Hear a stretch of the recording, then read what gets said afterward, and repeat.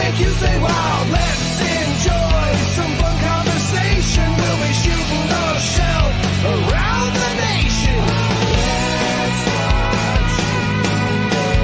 Let's start shooting the shelf. Good morning, everyone. Welcome back to Shooting the Shelf right here on the Just Shelve It channel. How's everybody doing tonight? Well, first, before everyone tells me how they're doing, how's my co-host Curtis doing? I'm doing great. I just watched the intro. I was told to really pay attention. Did something change? Did I? Yeah, you totally missed it. I must have missed it. You'll just have to watch next time. Okay. I'll have to compare the two. I was watching. I gave you the eye signal right after it happened. Oh, it was right at the beginning? Yep. Oh, okay. Yeah, I'll have to go back and watch it. Yeah, you will. Oh, well. Anyway. Anywho. We got people here. Cool. All right. I saw a picture of you or a video of you cuddled up with your dog in like blankets and you both had flannels on. Was that recent? Yeah, that was for PGG Saturday night. Okay. Are you okay? Yeah, why? Because like I just moved a flannel off my bed and I just got like flop sweat, like just touching the flannel, like and my air conditioner set to 65. Like, yeah, I usually keep it like right now it's 66 in the house. I think that was early in the morning. Overnight we have it goes down to like 62 or 63 for sleeping to make it more comfortable. Okay. So it was still early in the morning. So, we're doing a video for PGG and we just wanted to put on our flannel gang colors, me and Buddy. Okay. So, all right. I just like got sweaty watching that. I'm like, why is he bundled up in a blanket wearing a flannel? He's curled up with a dog who's also wearing a flannel. I was just like, what is happening right now? We're being buds, just hanging out. Okay. So. Okay. Well, real quick shout out, new member. Woohoo! Rafael Perez, thank you so much for becoming a member. We appreciate you. Absolutely. We've also got several others in the chat, so let me just holler them out. We've got Dub3 out there, Carver Customs, Brian Lynn. We've got Dave Orkin, Nate Strong, Legends Collector 1321, good old Dylan. Steve O'Beg, let's see, Darla Ackerman, I know her, Big Greg, Chris Johnson, Kevin McCoy, Michael Morales, I am TJ Williams, the H is silent, Jeff Evans, Ish the Dish, got Tanya McCoy, so that's both the McCoys. We got Rob Zamora, Captain Firebeard Baker, that's another person we need to get back on here. That would be fun. Yes. We got two Joes. We got Joe Gonzalez, Joe Martinez. So thank you, the Joes. We got Sig out there, Trevor 16 Shooter. And Stacy apparently is here, but she's on the phone. So we do have both the Lynns. We've got both the McCoys. We're missing one of the Orkins. But that's all right. We got Tom Cruising for a Bruising, which is Maverick and Paul Zach. So welcome, everybody. And it looks like we got a member shout out from Rob Zamora, 6 months. Thank you, Rob. Dorklair, dear Billiam, we love you. Yeah, that's our guest tonight. We have a kind of a fun one because we're going to be talking to Bill about his Figura Obscura experience. So this should be a lot of fun. But we can't do that till we get him on here. So let's bring him on. All righty. Everybody, let's give a warm digital welcome to the one and only William Drewnowski, a.k.a. the Dorklair. What's up, Bill? Hey, guys. We're both of us are representing, but you're not. Yes. Yeah. No, I don't. I mean, it's like he's representing the horseman. Gotcha. I'm representing the horseman, but yeah. Okay. Is that like, because it's you can't wear your own shirt? Like you can't go to the concert of the band and wear the band's t-shirt. Like you don't want to be that guy. Yeah, maybe a little bit of that. At least like when I'm on a guest on someone else's show, I feel, I don't know, maybe not wear my own shirt. If you're going to a concert, you can wear the shirt of the band you're seeing. You just can't be in the band wearing the shirt. No, I don't think so. I think that's, you don't want to be that guy. the reference was from that movie. I think it was PCU. And I think you're right. Yeah. And I think it was Favreau. Yeah. And it was like you're gonna be that guy. You're gonna wear the shirt to the concert of the band you're gonna go see to that concert. That's that reference. Now I don't think it. I wear the shirts of the bands I've gone to see, but yeah, don't be that guy. I'm going to see I'm wearing a Star Wars t-shirt. Okay. All right. I guess that works. I probably do that with some of the Marvel movies. So yeah, for movies, definitely. See, for me, the reference is Can't Hardly Wait, when the band is setting up to play at the house party and the guy in the band is wearing the band shirt that he's in, and the lead singer starts arguing. He's like, "You can't wear our own shirt in the band. Like, you're in the band." That's like being a football player wearing your football jersey. You know, it's okay. My favorite was back in the '80s, late '80s, when Mike Patton joined Faith No More, and they had that video, The Real Thing, and it was like monster hit. That song just like accelerated that band. And in that video, he was wearing his Mr. Bungle shirt, which was his other original band in that video. And then that propelled Mr. Bungle even to like more popularity, hilariously. Okay. That's funny.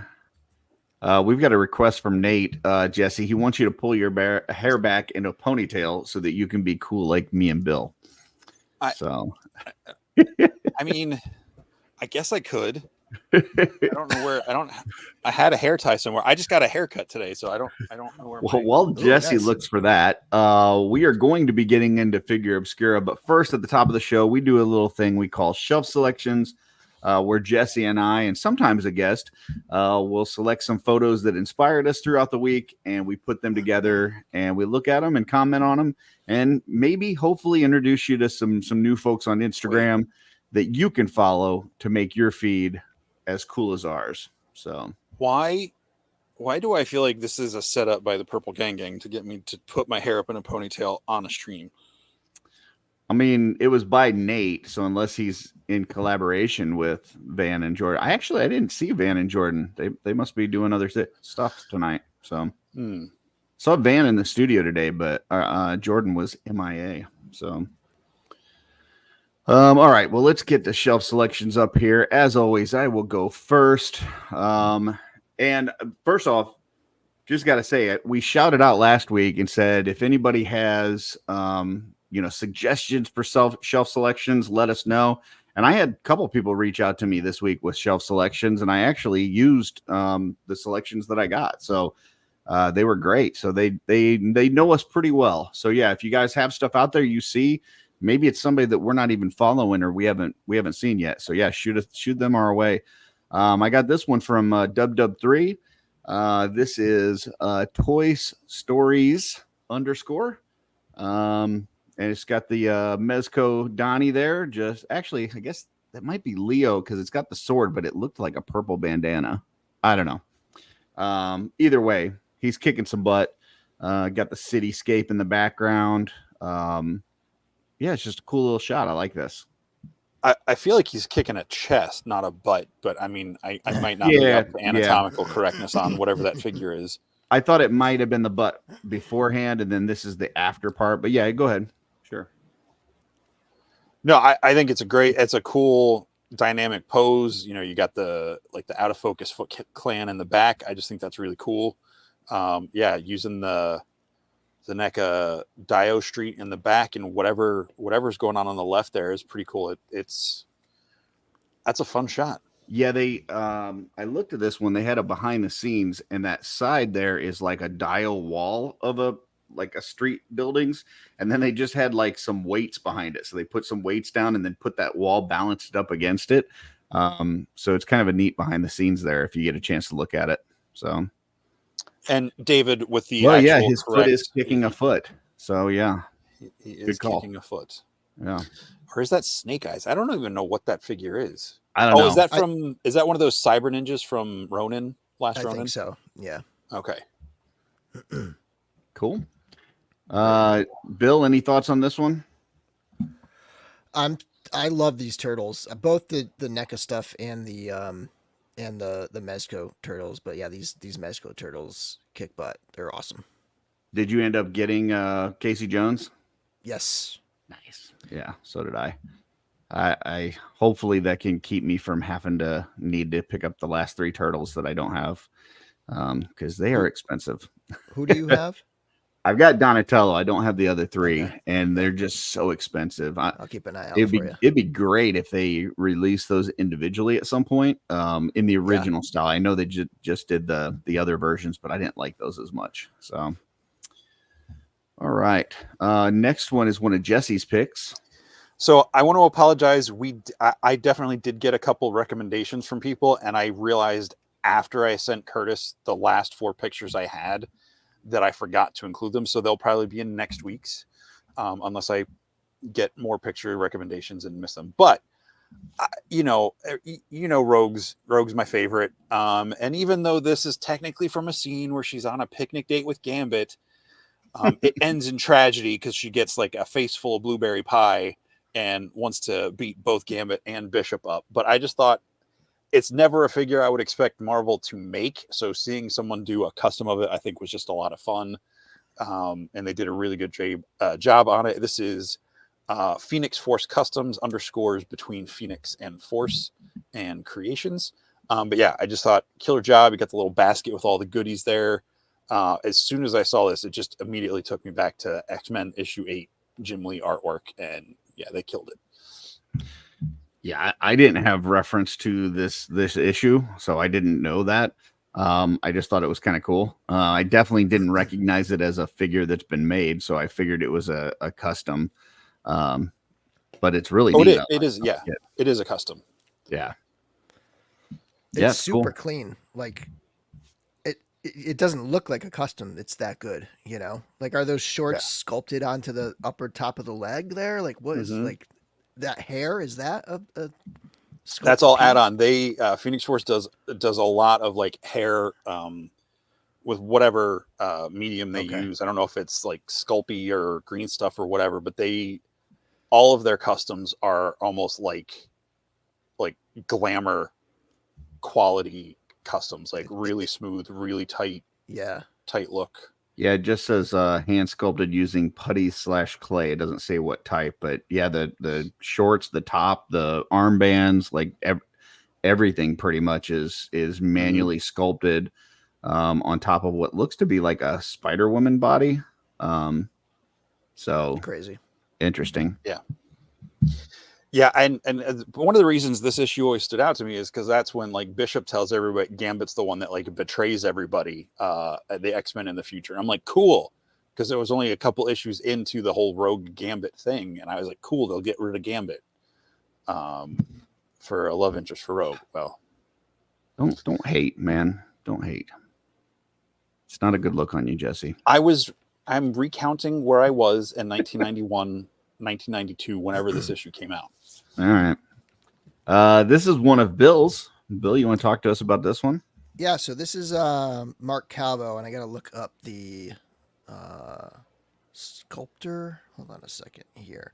So this was one that Mark Calvo. So he just used the parts from Poxus, right? Like Poxus's arms, and then like repainted or painted this custom head to match it. And I just thought this was looks like it's a Jason Rodriguez.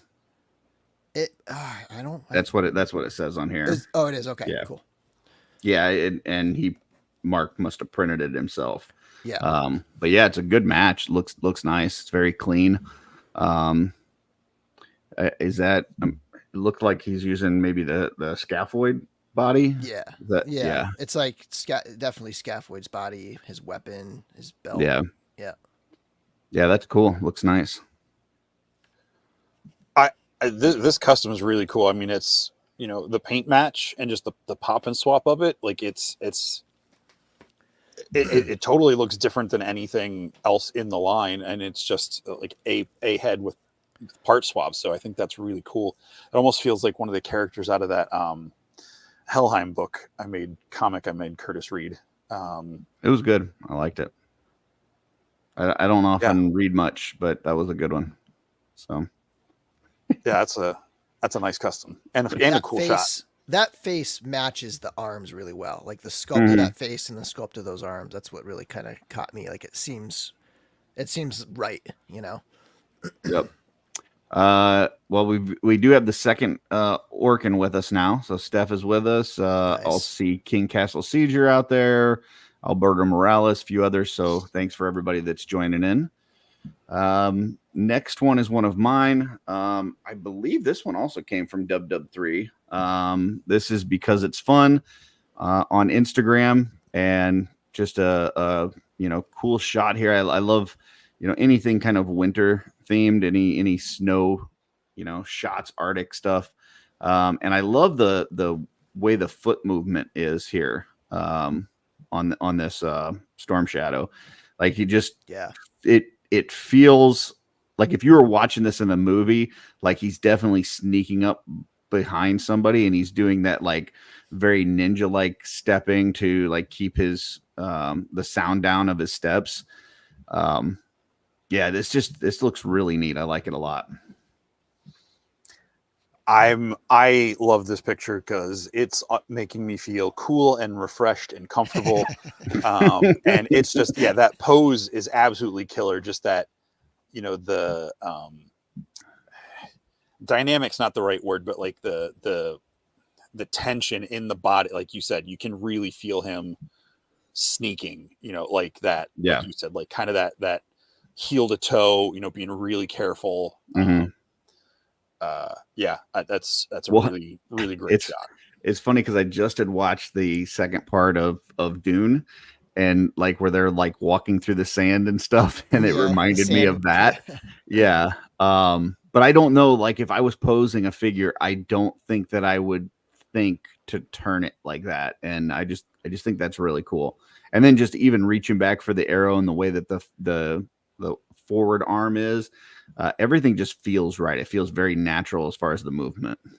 So yeah, because you can just see the follow through. He's just gonna lift up his left arm and he's gonna pull that right arm and just like keep his left arm out and just draw that string back. It's telling a story and I love it. Yeah. Bill, any thoughts on this one? Yeah, I was actually just going to say the same thing Curtis said. Like you can imagine the next two steps, right? Those next two steps, it's a step, and then you're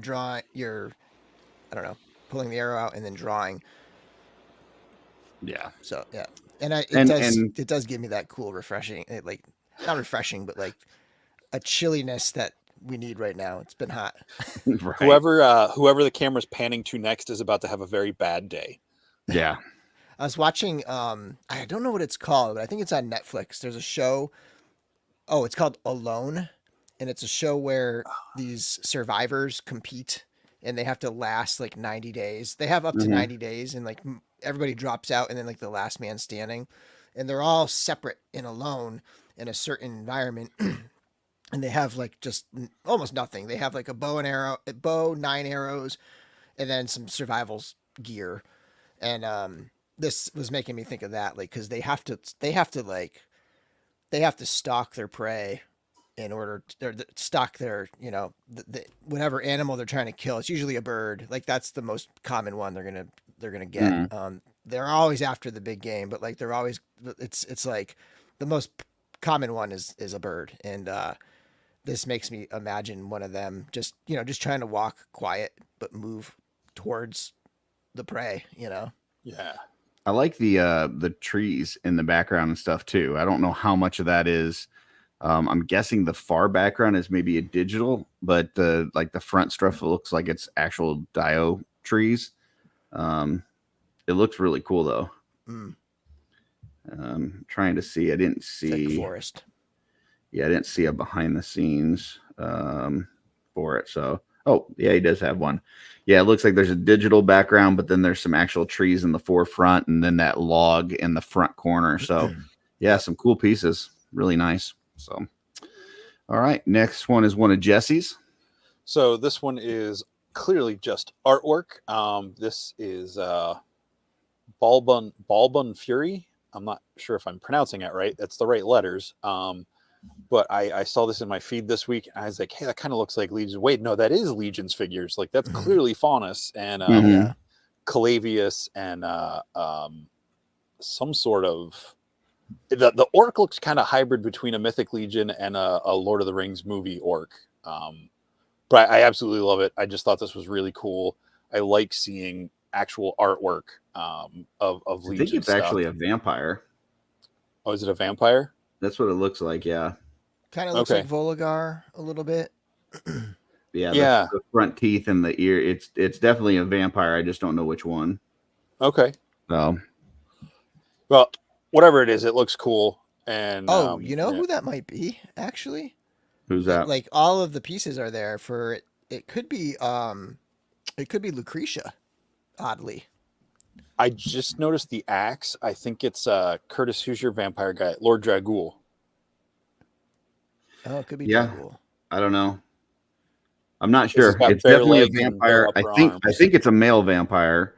But I'm just not trying to sure think of which who one. has like these kinds of things coming off. But yeah, it looks like a Yeah. vampire to me too. It's cool though. I like it.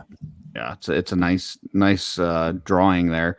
This is something that when it comes to painting a figure and stuff like that, sculpt, even some of the sculpting, like I get, this is something that's totally out of my comfort zone. I can't draw worth a crap. So this just absolutely amazes me. So Yeah, between this guy and when I see David Williams or Sean or Dusty or Cloud's been doing some sketches now, I always love when people do like, whether it's hand on paper or digital drawn, like I just think that's really cool. Yeah, that's really cool. Really, really cool. For sure. All right, and next one is one of Jesse's.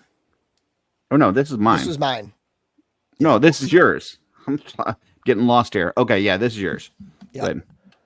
Yeah, so I've been following Wayne Collectors and they've been posting these three. I love the 3-0 figures, and the more recent one was the Iron Man figure, but I thought these Spider-Man photos were better, so I shared this one. And I just great showcase for this line. These figures are amazing, and this is like I've been resisting getting Spider-Man. I've only stuck with Iron Man armors and War Machine, but like this is the first time I've been really tempted to grab. Now the Iron Man Spider-Man. ones are a lot of die cast, correct? Yes. Is that They the are. same thing on this? Does this have die cast on it? Or? I assume so, but I don't have it in hand, so I'm not entirely Okay. sure. But I think it is. I think it is primarily die-cast. Yeah. Gotcha. It's really neat looking for sure. I didn't know who made it, but yeah, that is cool. The one issue with this line is they are not in scale with anything else. So if Like you want too to put small, it with too your big? figure art, too big. If you want to Okay. put it with your figure arts or your Mezcos or your Marvel Legends, it just doesn't work because like the Iron Man figures are like 7 solid inches tall. Like there's just not a lot of there's really nobody doing that. I guess maybe Diamond Select would be kind of in that range a little Yeah, bit. Diamond but- Select's usually pretty big. Like when I get one of those to mix in with Mafex or Mezco or something, it's usually like the bigger characters, Right. You're where like they're big no matter right, what, and like your the bigger Colossus the better. or something Yeah. like that. Yeah. Yeah. But yeah, I could see where this, Spider-Man, you don't expect to, dwarf your other figures. So That's the one issue with this line is it doesn't really go with any other lines. But Mhm. that's cool for me because I collect just the Iron Man figures just from this line. I have a couple of the Mezco Iron Man figures in there mixed in. Those are big enough, but yeah, these are.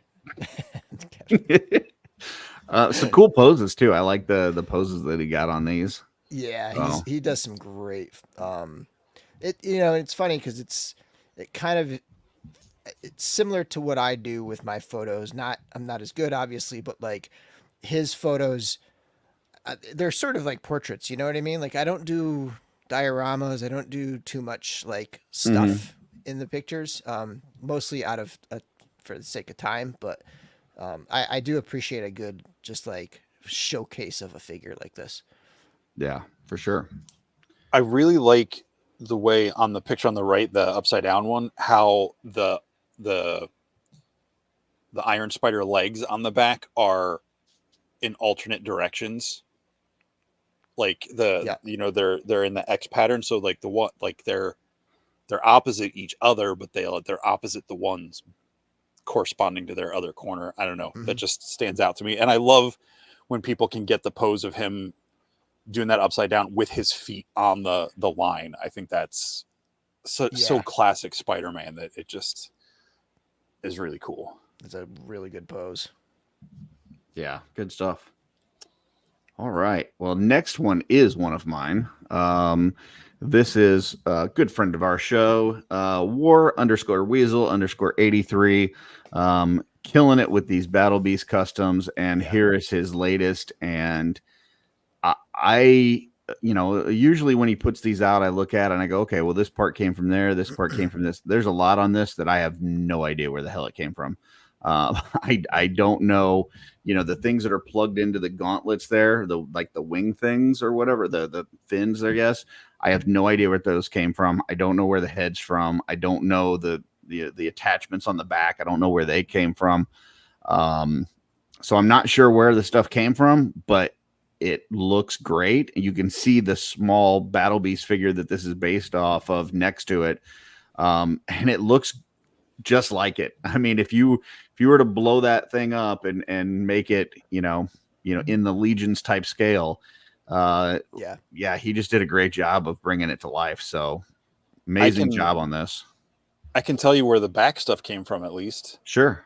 So it's the Vorga backpack, it looks like, with the end of the shock rods that come with Sligor with like the energy beam in the middle. Oh, that's the upright, and then it's the gun ports from Vorga's hand cannon. Oh wow! Are the blasters? He's just put them together in completely unintended ways.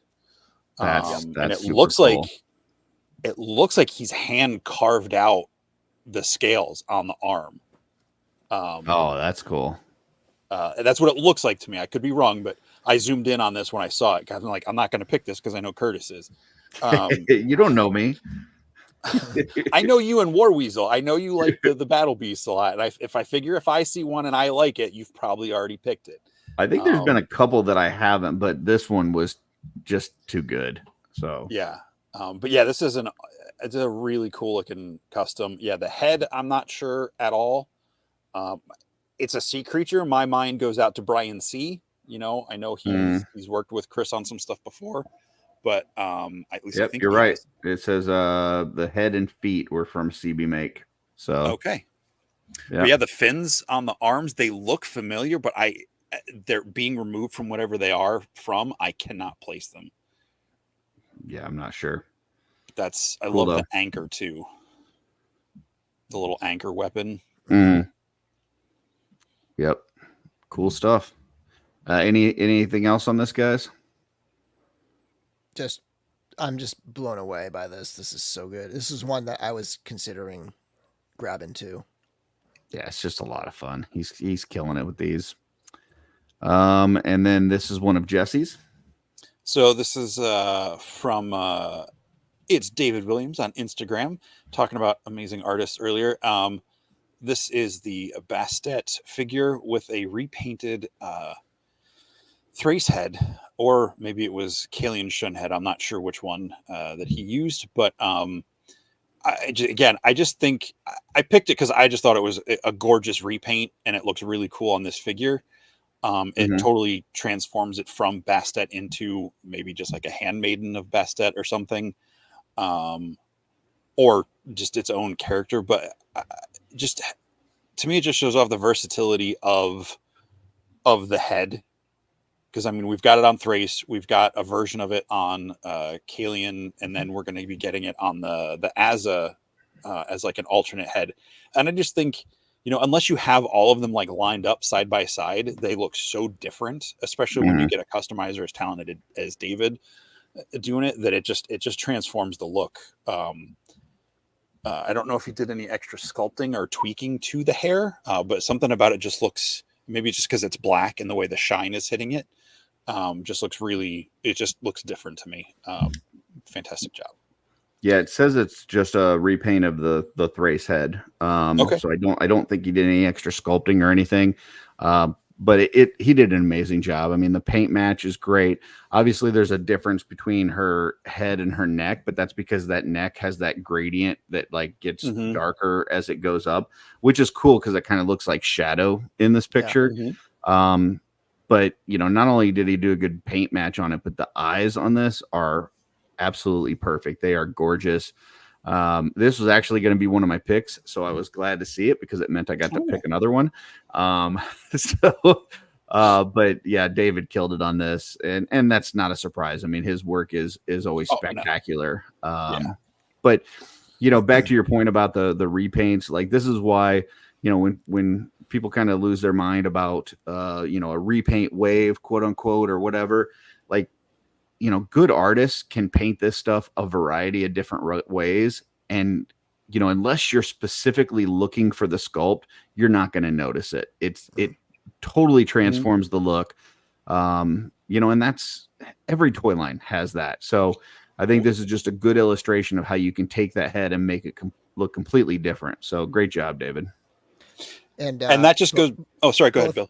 Both of you are wearing David Williams tonight. Yeah. Yep. Nice design. I got to get me a David Williams tattoo at some point. Nice. Like of his face? And not him? like something of his artwork. Not. I'm not going to get the Furious 4 tattoo on my arm. I'm gonna get a tattoo of David Williams' leg. So it's just gonna be like just a dark block that's just all black. I'm gonna slide back for a second just because, again, I only looked because you said you couldn't tell what the parts were, so my mind went to like challenge mode, and that's why I like really zoomed in on trying to figure out what the parts. I'm using the mouse again on the parts for the guns. Like again, it's painted so different unless you're really looking for it. Right. Just the color paint and the way they're assembled transforms stuff. So yeah, for sure. Anything else on this one, Bill? No, just awesome paint job right there. Yeah, David's awesome. And then this one is also from Bill. Yeah, so Chris Bordenka is somebody I've been following for a little while. Does a lot of toy, like a lot of like Kenner figures or like piles of toys and things. And this one came up this past week in my feed. And a couple of things about it. One, it's just class. It's got so many like little retro classic things going on in there. Even some of those are, I think, closer to modern figures too. But like, it's got the Rubik's Cube, it's got the Kenner vintage, it's got Gumby, and I think in the top, like you can see, I forget the name of, is it Laserbeak? Yeah, you can see Laserbeak up there. Like, just like tons of like the little toys, the little small toys.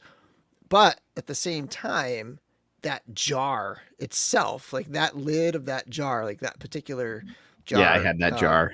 Like everybody had that jar at some point, right? And like, it's just, and like the execution is amazing. Like the glass, right? Like it looks like it's just a really well done painting of toys. And if you follow Chris, he tends to show progress. Like he'll be working on something, like he was working on this and he was showing some progress here and there, and then he had the final like days later or whatever. But it's really good stuff. I wanted to kind of showcase this artist. Yeah, I even like how like the Scout's legs are like poking out with like the Gumbies in between them, and it looks like it's not all just like, it would have been easy just to include from the torso up and not even have the legs, like have the legs completely blocked off. I believe he filled a jar and painted it as a still. Gotcha. He painted the jar still life. Yeah. This feels to me like it should be named DeWitt's collection. Like this feels how like Jeremy collects toys. Yeah. Like if you walk into Jeremy's basement, I guarantee there's some jars that are just filled with stuff like this. Yeah. Okay. This looks like someone raided like my brothers and I's toy boxes from when I was a kid in the 80s and threw all of them in that jar that we all had. Cause like I don't remember what it was, but that little like that blue-headed lion that I don't know if you can tell, but I'm pretty sure it's like a sphinxy looking thing down in the bottom left corner. It's like a blue-headed lion or monkey thing with wings. And I remember we had something like that. And then the Fisher Price dog right above it. Like, man, like this is kicking me really hard in nostalgia. And that wind up Pac-Man, I think my brother or sister had that. I had that Hulk. Is that and one of those I had forgotten about that Hulk for, whatever. Like, this is the first time I've seen that in about like 30 something years.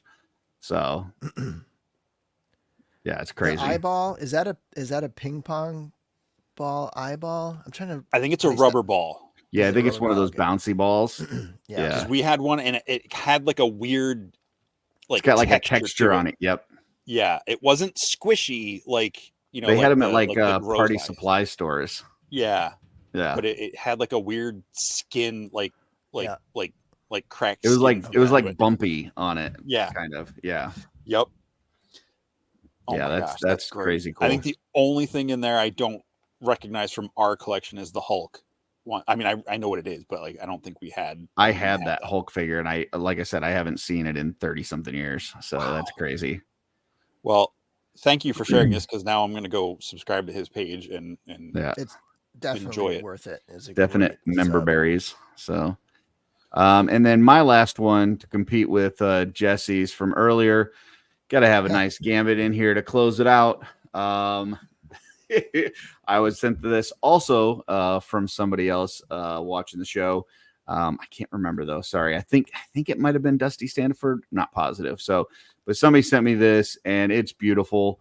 You've got the Mafex Gambit there, the little Sentinel base that came with Wolverine from the Mezco. I love the background, the little light effects and everything. I'm not sure what kind of ballerina, crazy, weird dance footloose movie's doing, but I'm here for it. It's awesome. And if I was Rogue, I would definitely fall for this guy. So I think it's a great picture. It's one of the best pictures of Gambit because Rogue's not in it. Dub said he sent it to me too. So never mind. 3 of my 4 picks were sent to me by Dub 3 this week. So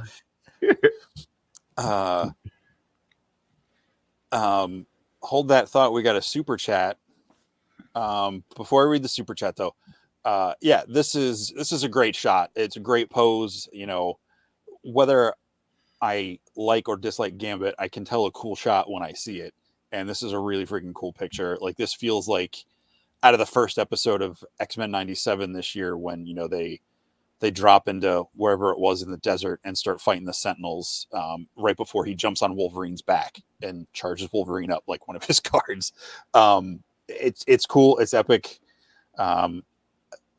I think it's a really fun shot. So very good job. It totally feels to me like that scene in Footloose where he's like through the warehouse. Yes, the warehouse where he's just like running through and just jumping and being crazy and like there's nobody there and there's like parallel bars in the in like the industrial complex. Yeah, that's what it feels like, completely unnecessary. Like there's nothing in this that looks strategic or it's not needed for fighting. It's just but I love here's what I see. I see him jumping over, but also throwing at the same. He's like jumping and throwing at the same time, which to me, it's like the color, he's the colorful part of the picture, the energy, he's jumping and moving. And then everything else has just like crushed down in the destruction of the Sentinel. Like there's beams and girders of buildings. And it's like this crushed environment. And he's got this life and this energy jumping and like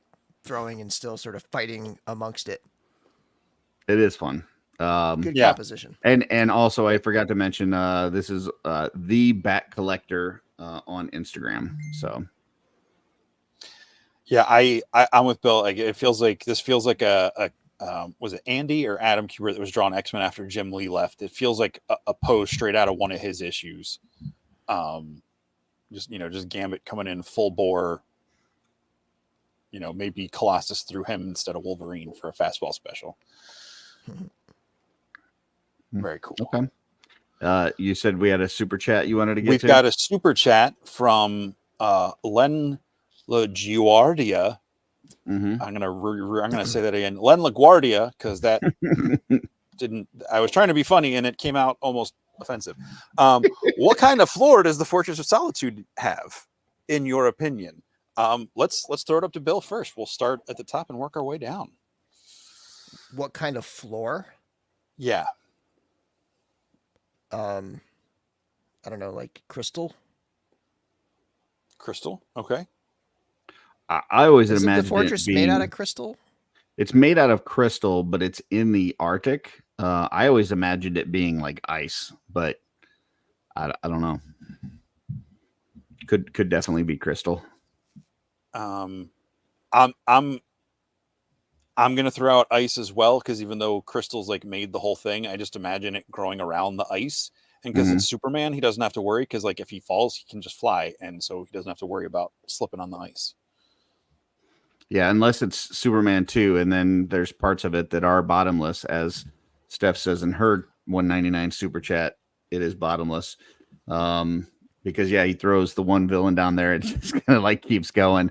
But that's also the movie where he throws his S at him and it turns into like cellophane. So who knows? You know, that classic Superman power of throwing your S at people. So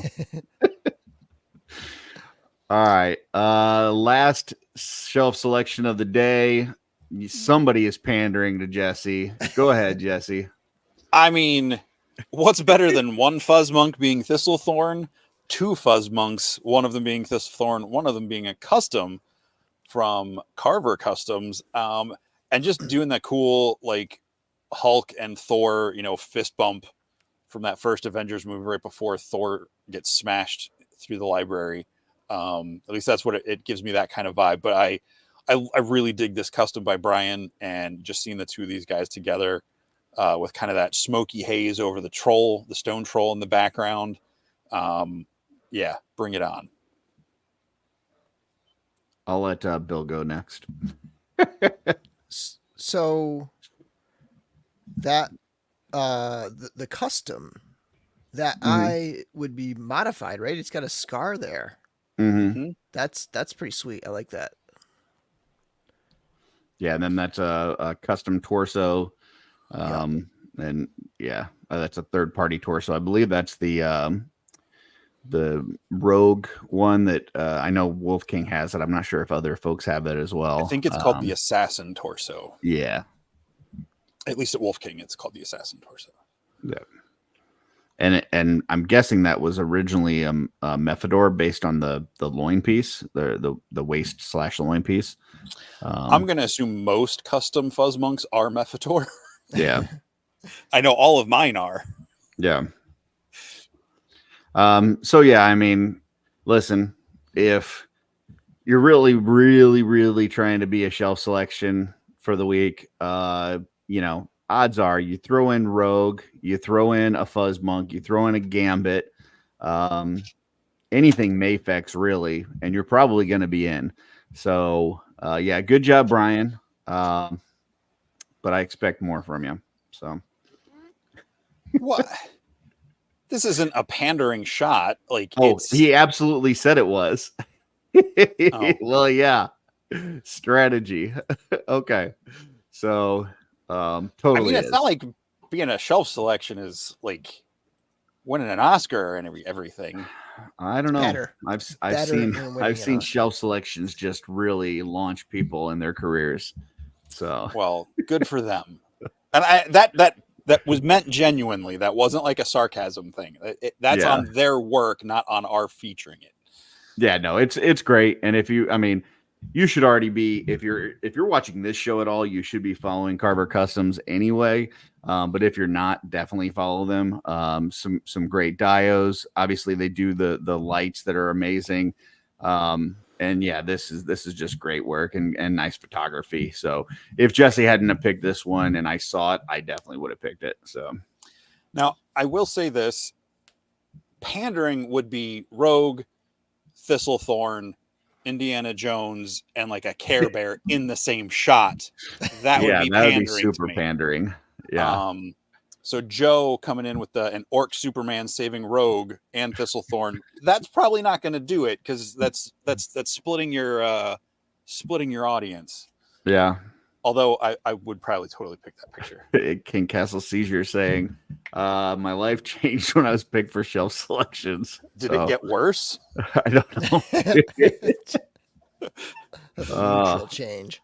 And that is the last shelf selection for the day. So appreciate it, folks. And thank you for the suggestions out there. If you have some, let us know. I really, the thing with Instagram is the more cool folks you follow, the cooler your Instagram gets. So yeah, make sure you're following people that bring joy to your life. And also, when you're on your phone, tap where it says Instagram, and then there's an option to just do following, like just see your timeline, like in order, your timeline of just people you're following, rather than like the algorithmically pushed stuff. So it's just one of those little tips for people who want to just like look at the ones that they follow, you know. I never knew that. You taught me something new today. Thank you very much, sir. You got to do it every time. It's going to revert the next time you open the app, but it's a nice little thing to do. Awesome. That is good. Well, Bill, thank you for coming on to the show. Thanks. I had a great time. I'll see you guys. Oh, yeah. It sounded like you're about ready to close the show out. We've wanted to have you on for a while. But we wanted to like have some like subject to talk about, because I mean, we've talked enough, you know, through different shows that we've been on together and just hanging out and stuff that, you know, having a 2-hour conversation, getting to know you would be kind of weird because we already know you. So we wanted to have some sort of topic and kind of came up with this one about really just going through Figura Obscura. We thought that would be neat. You know, obviously most, you know, everything basically besides the first one, you've gotten the kind of first look at and review, and just kind of talk to you about kind of what that process looks like, any kind of stories that you may have with some of those, and just kind of go one by one. So if you're ready, I'll just pull that. I was going to do a slideshow, but I just figured I would just pull up Source Horseman. It's just as easy and it's all in one location. So let me get that real quick. All right. Oops. And one thing I should say, like, it's every single time. It's like it's such an honor to continually be invited to do this. Like, this is, you know, people say things like, you know, oh, when's Dorklair going to get a tribute figure or like this or that, and it's like this is my like this is enough. Like, this is like such a great special thing to be a part of. Like that. It's like it's an honor in itself. Yeah, I mean it's really a tradition at this point. Like, you know, the whole, you know, it gets announced on Friday that there's something coming. There's the little teaser, and then everybody makes their guesses, and then the next morning you're waiting for the drop, and then it comes and you purchase everything, you know, whatever you're gonna get, and then immediately, you know, you either go read the write up from Jeremy, or you go and watch your review, and it's just like part of that. And the fact that it happens, you know, always, well, I mean, every time so far has been from a Friday into a Saturday. Yeah. You know, I can't speak for everybody, but I know I don't work on Saturdays. And so I'm able to just kind of hang out, watch it, have my coffee, just enjoy the morning. It's just like a whole neat little tradition. So yeah, I know some people do work Saturdays, but there's a critical mass of people who don't, right, because of our work week, you know, and so it does create that it's a weekend event. It creates that environment. It's fun, and then, you know, within a week or two, you've got it in hand. It's just it's so cool. So starting off, this is the only one that you didn't get like the first look at, and I actually went back to watch your review on this, just kind of refresh my memory. So you kind of got this. I think they dropped it, and within about 2-3 weeks, we had them in hand, and then you did your review. So, you know, talk to us a little bit about this one and getting this and kind of what your experience was with this review. Well, obviously this one is pretty special because, well, there's actually two that I was surprised on. So so Mhm. so this is one of the this is one of only two, right? That was a true surprise to me in terms of like when the drop happened and the purchase moment happened, right? Like we Mhm. got teaser and like the next day it was this, they've stuck to it, right? Like it was a Friday teaser and then it was a Saturday morning and evening drop. Um, Mhm. but yeah, so that was the only one really. This one in Father Christmas because that was a little bit different too. But yeah, so that's what stands out to me for this was it being the first, it being one where it's really the only one that I was sort of like on the ground level with everybody else when it dropped. Mhm. And what were your thoughts when you first saw this one? Oh, just killer! Like Yeah. it was. I actually it was such a distinctive memory, like buying this and seeing it and like having that like whoa, that like just mind blowing moment. Because I remember I was at my mother in law's house and we had like crappy internet, and I was like trying to like get ready to like buy it in the morning on my phone and stuff. Because you never know. Like back then, you didn't know if it would last a little bit or like whatever. Um, Right. so yeah, so I mean, it was all about the head sculpt. Obviously, like that's the one unique piece on here, and I so wanted to pull this up from Joe. It says I work on Saturdays and I watch Build Review anyway. yeah, he's uh, he's told us before that when there's a Figura Obscura drop, he magically has to go to the bathroom right yeah. at the time that the sale drops every time. So luckily nobody else at his work collects these. Otherwise they would know what was going on. That's me with Mezco at Yeah. work. It's so weird. Like typically, like I'm in my classroom, I'm at my, I'm at my desk. I have a computer there. It's not like I'm not constantly teaching, and I can like just get over and order something. But for some reason, our half day Wednesdays where we have meetings. We're like in meetings for the second half of the day. They always seem to fall on a Mezco drop. And like historically, they've always fallen on a Mezco drop. And I've always had to like try to scramble, like go to the bathroom, like figure out like where to go to like get the Mezco drop because I'm in a Yeah. meeting. I know like for me when I saw this one, first off, I will start off by saying most of these Figura Obscura I either had no reference to, like I knew nothing about them beforehand, or I knew very little. Yeah. I have learned something with every single Figura Obscura drop. This one I had no clue. Like I had heard the name Krampus, knew nothing about the story, knew like I wouldn't have known what Krampus looked like at all. They could have put anything out there and I've been like, okay, that's Krampus. Like I would not have known. So for me, I looked at it from like a customizer's point of view. And I'm like, first off, all black body. That's awesome. Like anytime that you can Yeah. get those black parts is perfect. Because it makes good pop and swap parts anyway. But then if you need to paint it, having black joints is really nice because even if you're painting it a different color, it just kind of makes it look like shadow. You've got the shackles there, the basket piece on the back. You had the new collar piece, obviously new head. So there was just a lot of new cool stuff going on this, on top of it just being an awesome figure, in and of itself. Jesse, I'm guessing probably the same boat, but what were your thoughts on this one? Well, I mean, I knew who Krampus was going into it. Mhm. I think the only one of these so far that I had,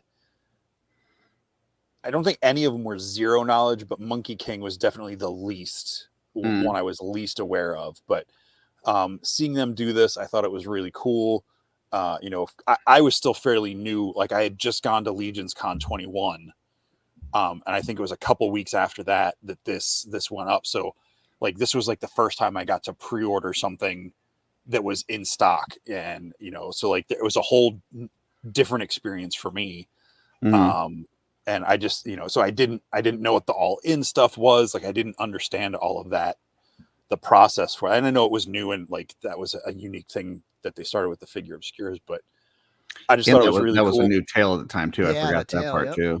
Yeah. Yep, the head, the fur piece, the tail, and most of the accessories, Yeah. Yeah. except for the chain, I think. Well, and then you talked about the all in. I know that's something that I've jumped in on every single one.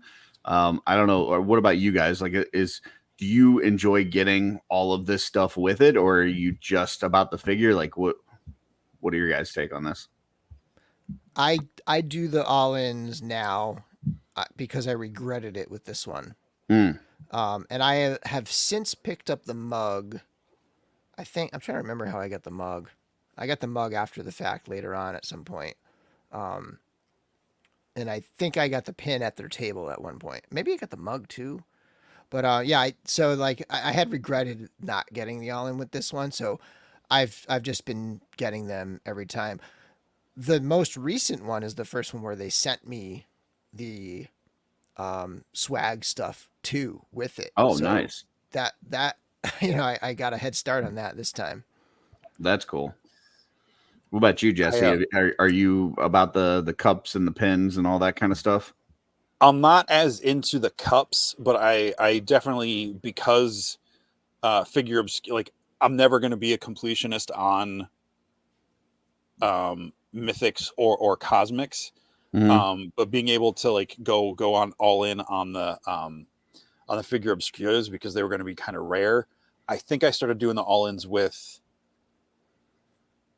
I know I got the Monkey King one, the Red Death, the Jacob Marley, and the Bastet and Anubis ones. So since then, I've been doing all ins just as long as the funds have been there.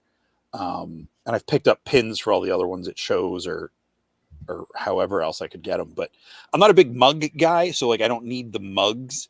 But Mhm. they are cool. I pretty much only ever use the mugs when I'm making hot chocolate in the winter, or if I'm eating like Oreos and milk or something. Yeah.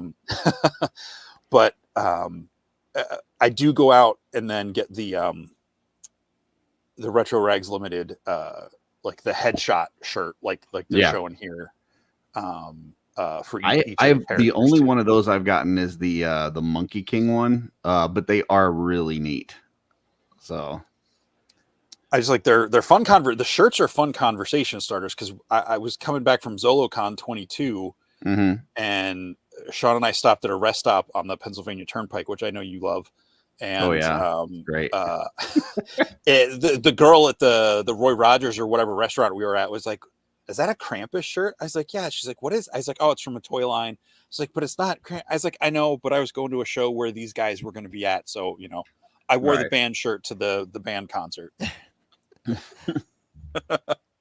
I am Nice. a mug guy. I drink coffee every morning out of my whatever the most recent ceramic mug is my like current mug. Yeah. And that I drink out of every day. And like I think I drank out of the Headless Horseman mug for almost 2 full years every single day. And I have a big old chip in it because it's like, you wash it enough times and you drop it once and you get a chip or whatever. But yeah, I drink out of these mugs every day. I used my Krampus mug as my my paint water mug for the longest time. I just recently changed out and went to a Citadel one that is really nice. But yeah, I used this for my paint water for the longest time. But most of the mugs get taken by Darla. She really likes the mugs, so Nice. she acquires those. And then we've got a board on the wall that has all the pins. So they're fun. I don't know that I've sent any of the cards to anybody, like actually used the card as a card. But I have some of these holiday cards that have come out, and I don't know that I've actually ever done anything with them. So, and then while we're on these figures, I want to talk about the alternate versions as well. So then it came out with the retail version, which is this one here. Obviously, the different color scheme with the red and the green. What were you guys' thoughts about this when you saw the alternate color scheme? Was this something that you were interested in, or you were already happy with the first one, or what were you guys' thoughts on this?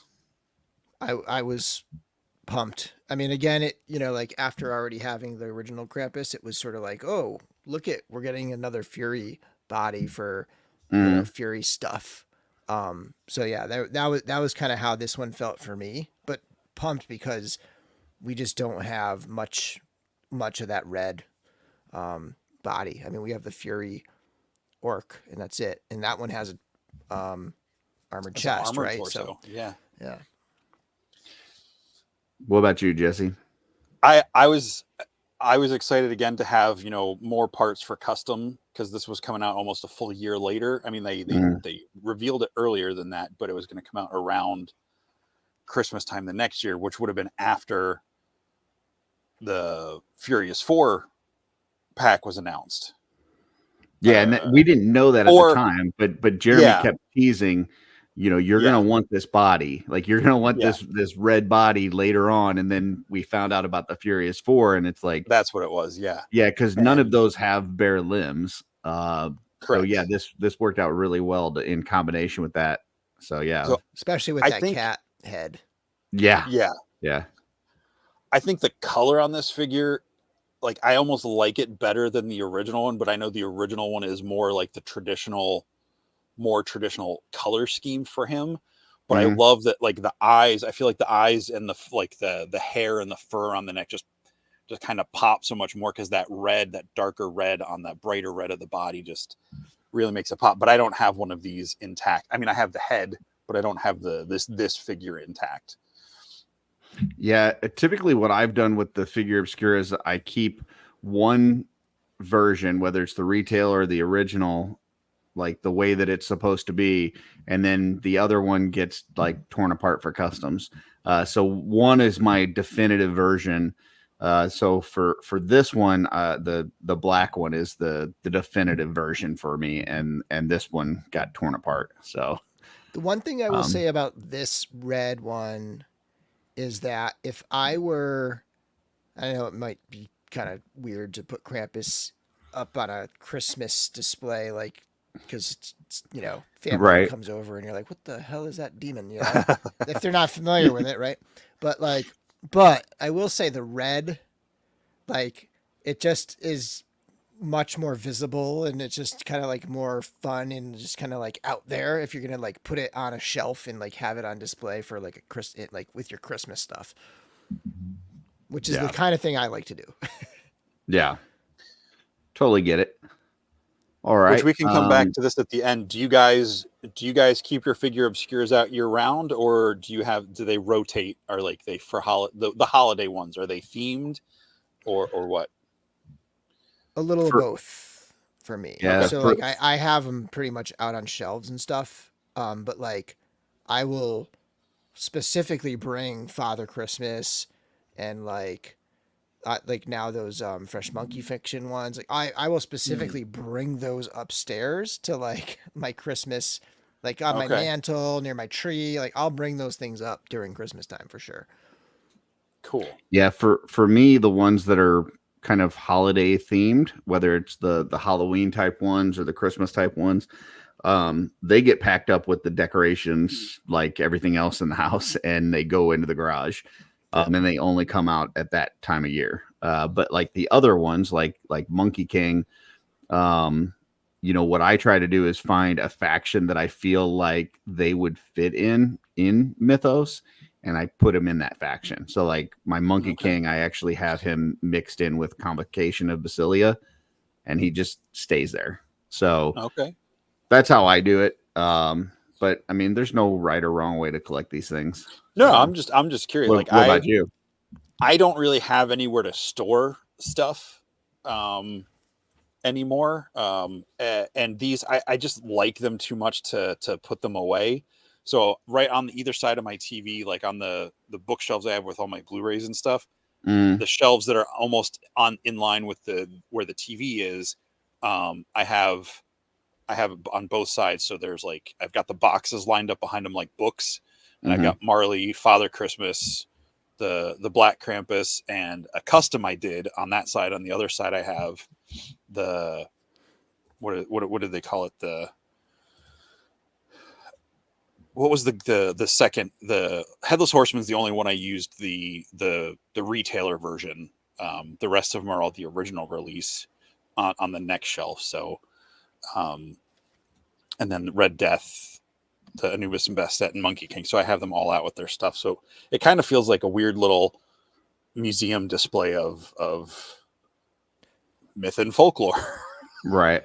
I want to set something up like that. Like when I get around to like really like tearing down, and like you did, Curtis, pretty recently, like just tear down the whole room and then re-put it together. I want to dedicate, like I want to give the proper space to Figura Obscura on my shelves when that would be comes. nice to have like one DTOF or one, collector case or whatever that's just full of Figura Obscura. Yeah, that would be neat. Exactly. Something like that. Got a super chat here from Steph Workinen. Says, I wish Krampus that he was green. I understand that is not easy. And then that was followed up by what? I just want to see a duet of Kermis and like a Krampus Muppet, like singing that song in like a Christmas version.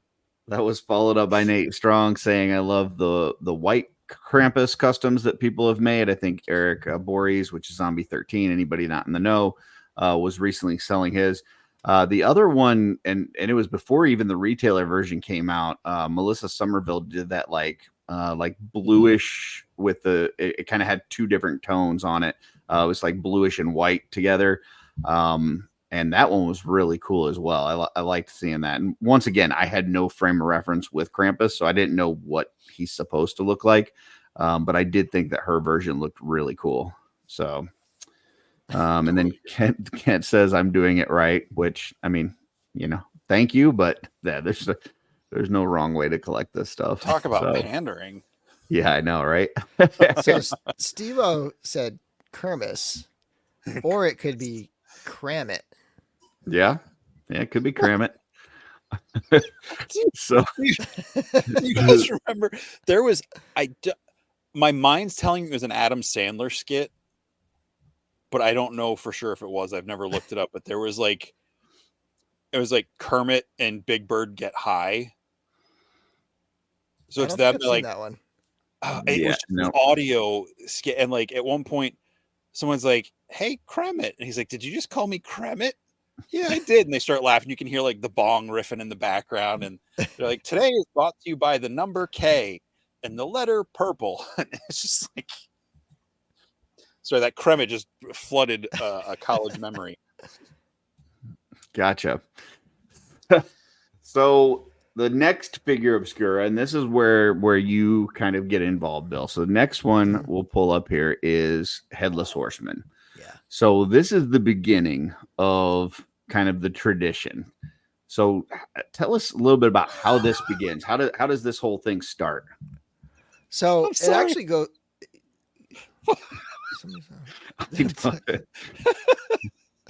Nate putting off his House of the Dragon viewing to give us a re-edited quote like that. I'm sorry, Bill. I'm a House of the Dragons fan. I love that show. I cannot wait to watch this week's episode. So this one goes back to All Stars 5 Plus, sort of. So when that went out, so actually it goes back even further. So probably 2021. I think it was Legions Con 2021. I was regularly covering Mythic Legions pre-order reveals on my Instagram, and I was like they would, how they would, at least back then, they were a little slower to like post them to like the site, and it was like you had to take screenshots and share screenshots and stuff like that. And I was like, Jeremy, look, is there any possible way you could have like a little crew of like press? You could have like press access, and like we could like get the stuff first and then like be ready to like publish the images, like just kind of so that like while it's going on, there's like this press coverage happening, like it happens with conventions, like live at conventions, you have press coverage and whatnot.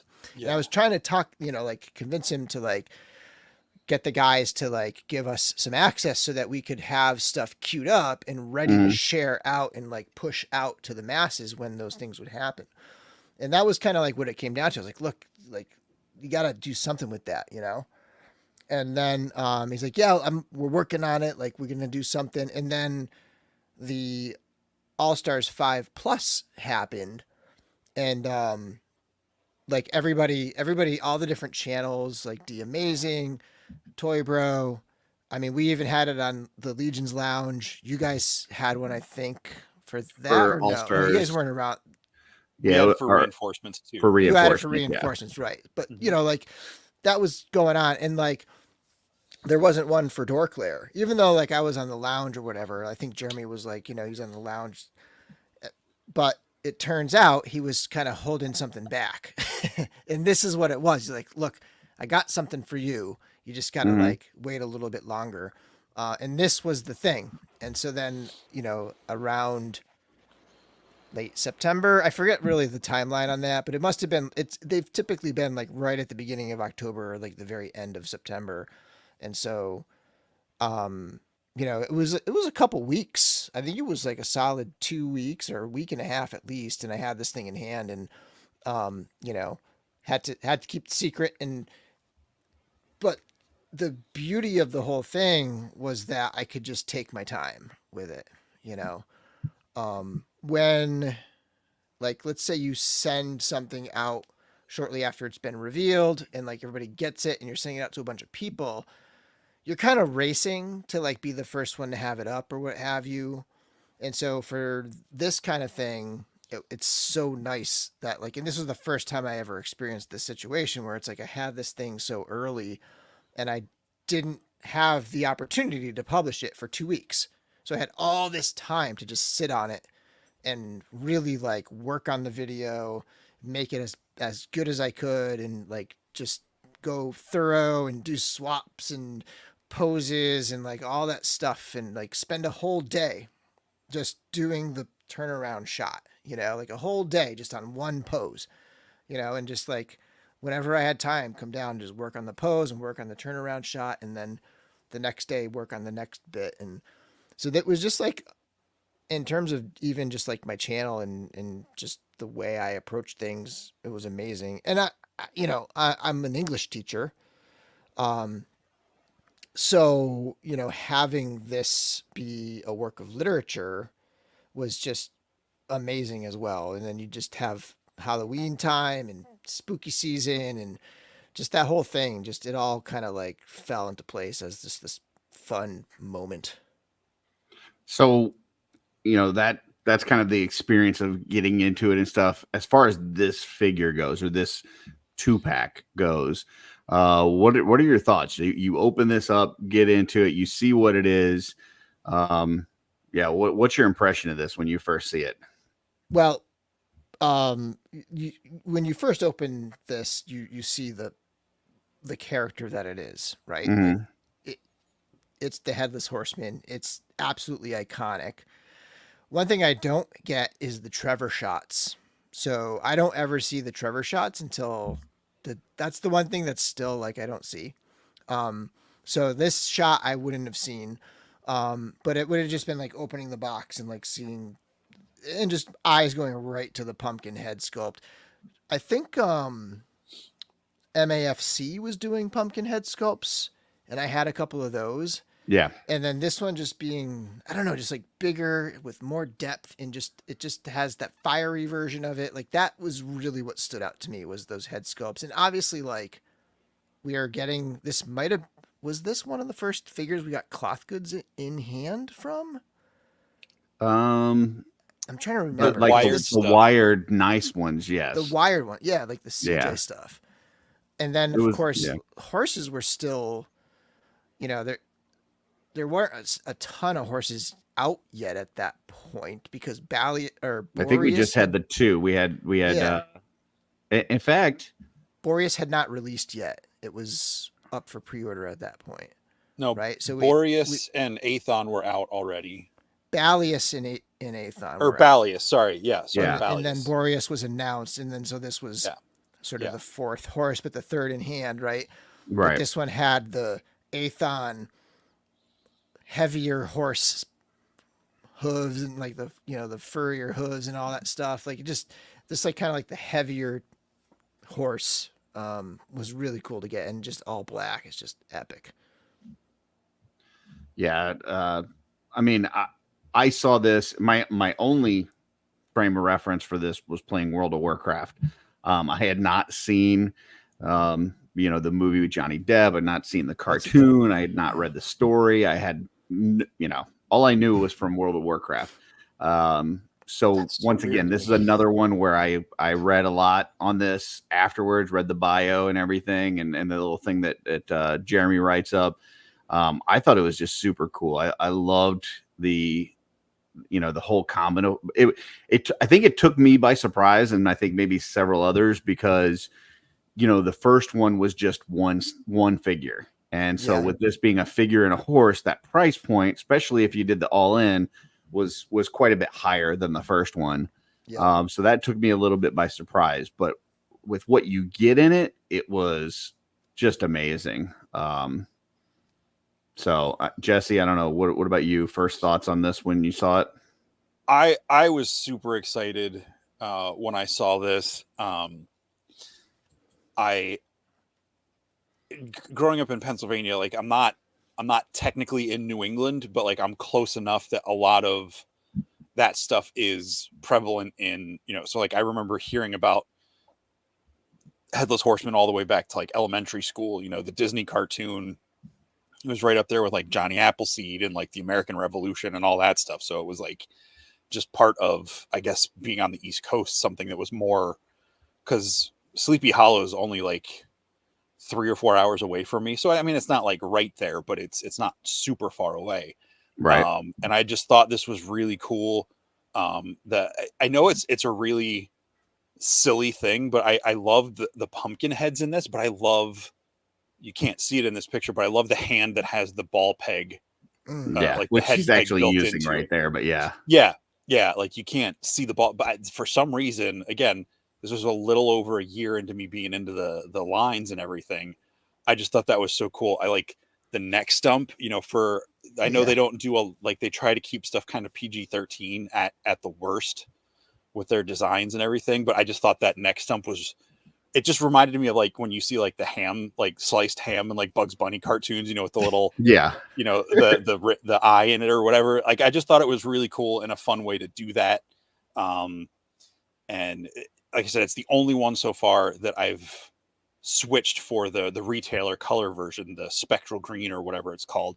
But I absolutely love this figure. The sculpts are great. I want to get a LED into that flame effect at some point. That wouldn't be too hard. Just drill it out a little bit. Yeah, the head out. Yeah, and I've got those little fishing lure things because that fire piece can come off the back of the head. So if you can hollow it out just the right way, you can get the whole thing. Yeah. Well, and another thing, like, I talked about with the Krampus, from a customizing perspective, once again, you got black limbs. At this point, we didn't have a lot of the cloth arms and legs and all that kind of stuff. So having cloth arms and legs, the sculpted cloth arms and legs that are also in the black color scheme. This one had a swappable chest piece, which, these are just starting to come out. So having one with a swappable chest piece, you get that neck stump that you don't have. You got the ascot part that you don't have. And then the wired soft goods. I mean, there's a lot of stuff here besides just being an awesome character and awesome figure. There's a lot of stuff here from a customizing perspective as well. That's really cool. Mm-hmm. So this is, first two in a row. If you're not counting the retail version, first two in a row, both are just excellent customizing figures on top of being, great characters in and of themselves. Mm-hmm. Yeah, and this came out not long after the Alithia wave shipped, because that came out like late August, September. It started shipping. Yep. So this came out within a month or so of that. So this was, all like you just said, Curtis, all hot new parts. And you were just getting in that wave. The funny part was that I guess when they did the Alithia G-Con, I guess they mentioned that it was a swappable chest plate, but they didn't show how it worked because it was the prototypes. And so I don't think anybody really understood kind of what that meant. Right. And so then when people started getting those Alithia ones in hand, they started popping that out like, oh wow, we can make new plates for this and this and that. But at that point, like whatever quantity they were going to make of those parts were already made. Like they weren't going to make more figures of those. So this was kind of like the first time to order a figure with that part after knowing that it existed and having 3D parts companies like come out with new parts for it and stuff. And then, you know, we can see here, we started getting the cooler belts too. Like you get this belt with you got the pouches on it and it's the double belt with the buckle and stuff, as opposed to the old, you know, kind of leatherish strap that's just like one strap. And, you know, this is the beginning of like really cool belts that we're getting as well. Yeah. So like thinking about that, yeah, Lithia Wave definitely had the cloth goods. So this definitely feels like as a parts situation, if it is definitely like Alithia stuff. You know, it's got extra hands, it's got cloth goods, it's got belts, it's got the the sculpted cloth arms and all that. Yeah. Cool. So then on this one with the retail version, I know Jesse just kind of mentioned it. For me, this, you know, kind of like what Jesse was saying, I switched out the retail version on this from the regular, because for me, this looks more like the World of Warcraft version. It's got the, you know, like the green neon glowing, you know, flames and the hooves and the eyes, and like this is kind of what I know from Headless Horseman. Now, the only problem with this is that it came out last year. Some people were getting it, I think, right at Halloween, but a lot of people got it after Halloween when it came out. So I didn't actually even open mine up this past year. I left it in the box because I got it afterwards and I wanted to save that experience for next Halloween. So I will be opening that next year, but I did already part out my original Headless Horseman. So Bill, and I know Jesse and I both kind of talked about our thoughts on this one, but what were your thoughts on the retail version here? Oh, I love the spectral green. I love the ghostliness of it. You know, it just adds that element of. So the other one is like flaming fire, right? It's like real fire. This one is like a spirit. So yeah, it's definitely different, unique. I do prefer the first one personally. It just feels, just having the flames just is something, I don't know. It's just epic. But yeah, like this, I do like the greens, and the orange cape is pretty cool too. That was a cool decision to go with, and I think that also kind of adds to that like Halloween feel, having the orange cape like that, you know. Yeah, I also like the hints of purple in the outfit as well. That it's I think that was a nice change as well. But yeah, just the little subtle differences here. And I know Eric has talked about it. Like, how do you stay true to this character, not just go, do something completely off the wall, but you do kind of their version that they want to do first. And then how do we kind of change the colors up and do it a different way that still is kind of true to that character? And I think they nailed it with this one. This is great. Yeah, I love that they did the purple, green, and the orange, because that's like your classic like the classic comic book colors for heroes were red, yellow, and blue, and villains were usually green, purple, and orange because they're the the corresponding colors on the spectrum. So I just love that this kind of has a little bit more, like you said, it's got that spectral, more, sorcery, necromantic kind of feel to it, but it also kind of plays into those classic comic book tropes. And I just thought, like, it, because, well, I guess I didn't have Red Death yet, but that's why I like this one on the shelf better, because like I didn't have anything that had these kind of color patterns in them on the shelves. So that's why I kept this one as my display one. Yeah, definitely cool. I didn't see that they had a one with the cup and everything on this. Maybe they skipped that on this one. But obviously this one came with a cup and a pen and all that stuff as well. yeah, I don't see that on here. So anything else, Bill, on this one? Obviously for a while there, I don't know if it still is, but for a while I know this was the top I have the review on pin your right here, channel. if you want to see it. Oh yeah, hold on, let me remove that and big on you. There you There's go. the pin. Yep. Yep. Cool. With the others. Nice. So I don't know if it's still the top. I know at one point it was the top viewed thing on your channel. Is that still the case, or has it been surpassed at this point? It's probably top 3 still. I want to say I want to say Monkey King maybe surpassed it. I can't remember. It's been a while since I've looked at it, but yeah, it was like it blew everything out of the water for a very long time. Yeah, it was just really cool. It to be, like I said, the beginning of that tradition. Yep. Really neat stuff. So okay. So then we go to that Christmas, we get Father Christmas, which once again, like, I was talking about that, like, I know of Santa and I've heard that Father Christmas, but I didn't know the story. I didn't know, all the things that they put in there. So it was unique to me. I wasn't like completely lost on this one, but it was different. And this wasn't kind of the fat, jolly Santa that this is like a skinny guy with all these soft goods and trinkets and everything.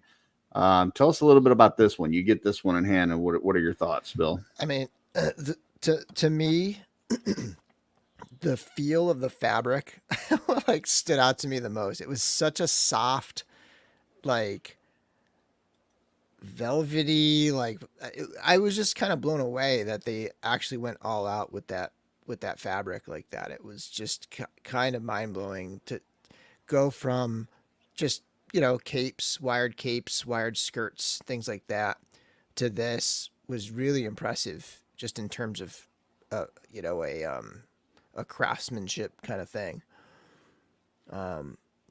It was interesting to see that it was a 2.0 body, right? Mhm. Like, so that they could get all that cloth good on there and not have it be just this fully blown out thing. And I think that worked pretty well. I think it kind of was necessary to accomplish what they were looking to do here, and not have it be like the big jolly fat Saint Nick, right?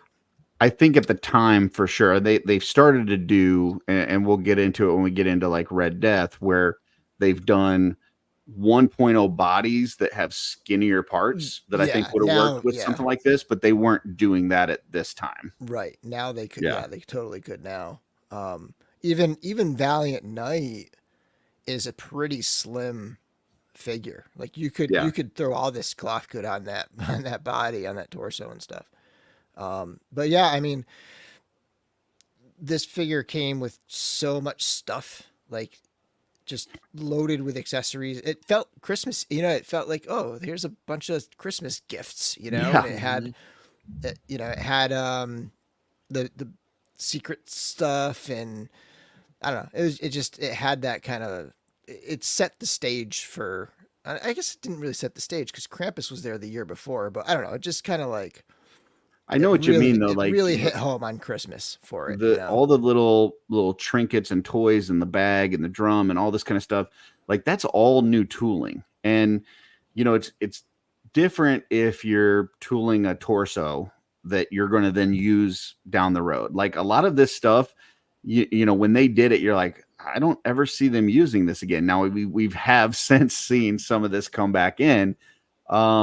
But they're paying for new tooling on this, and I think that's one of the cool things about Figura Obscura, is that because we were typically used to only getting new parts like in a G-Con wave. Everything else kind of seemed like reuse. But when it came to Figura Obscura, it's like we're gonna do what we need to do to make it be the figure that we want it to be, and if that means we need new soft goods, we need to tool new parts, whatever, we're gonna do that. And yeah, it's just a lot of new stuff. And now it starts to be, this thing, because now we've got Krampus behind us, we've got Headless Horseman, and you start looking at these when the Figura Obscura come out and go, okay, where are they going to use this again? where are they going to use that head? Where are they going to use this staff? Where they, that kind of thing. So, yeah, it's getting really cool at this point. Jesse, your thoughts on this one when you saw it? I was really excited. I think I was among the couple people that I had originally guessed, like a lot of other people, like kind of like the Claus comic book, kind of a big, not necessarily barbarian Santa, but like, like in line with the other mythic legions. And then last minute I was like, oh, what if they do Father Christmas? Because I remember that scene in the Chronicles of Narnia books when Father Christmas brings the kids the toys. I'm like, oh yeah, that's a more British, like old world version of it. I was like, what if it's that? So seeing this, I was like, I was really excited. I love, like Bill was saying, like the soft goods, like the feel of the fabric, like so just kind of that lush thing. And it just feels like this guy who is spending the time like making these toys for the kids and just like traveling through the horrible winter weather to like make sure the kids have a nice day and all that stuff. I just thought it was a really great thing. The 2.0 body underneath it didn't phase me at all. I like this more take on the Santa concept than the chubby American one. Just because like I didn't grow up with like Santa as part of like our holiday traditions in our house, so it wasn't like, it's not as ingrained for me in that way. But yeah, the soft goods, the fact that you've got like the underrobe, the outer cloak, and then the hood with like the shawl, like shoulder cape piece, I thought was really cool. And I can't remember who, I think it was Carver, Brian Lynn said that the soft goods in this line were what got him really excited about soft goods going forward. And I totally agree that because this was kind of a prototype, not a prototype, but this was kind of the same system they used on the Wizards in the Poxus wave, but we hadn't gotten them yet. But it was a similar concept of the 2.0 body underneath with those different layers. And yeah, I love it. And all the little extras. And of course, the surprises in the bag and the tree, like it was just probably the most stuff packed into any one figure, I think, at this point. Yeah, the only thing that surprised me on this was the purple underneath. I was like, like everything else like totally hit me in the right feels, and I'm like, I don't get the purple. The purple just feels totally out of place on this for me. But overall, I think the overall look on this thing is just super cool. I love all the things with it. The soft goods are great. The feel, like you guys are saying, even just like the extra little trim on it and stuff too. And the pockets. Yeah. Like this is where, so I'm trying to think, like I'd say like maybe Kalian, Shun, or some of the more intricately stitched pieces. Like this feels like it was leading the way on a lot of that stuff. Well, and it was the first time we had a wired hood as well. Yep. So it's definitely starting to set the trend. So, and then this is the stuff for that one. So this is where we got the big, tall, like hot chocolate kind of mug. Yeah. And then some more holiday cards and the pen. And like, we should mention Nate, like his artwork on all these. Oh yeah. Well, and Trevor's photos and all that stuff. But I mean, it's just a whole, that's one of the great things about the whole Figura Obscura process. It feels like everybody from the studio and Nate and you and Trevor, like it's just a collaboration of all these people's efforts going into this one experience that we get to share. It's just really cool. So, and then we get the retail version. So what are your guys' thoughts when you got to the retail version, and do you prefer one over the other? We'll start with you, Bill.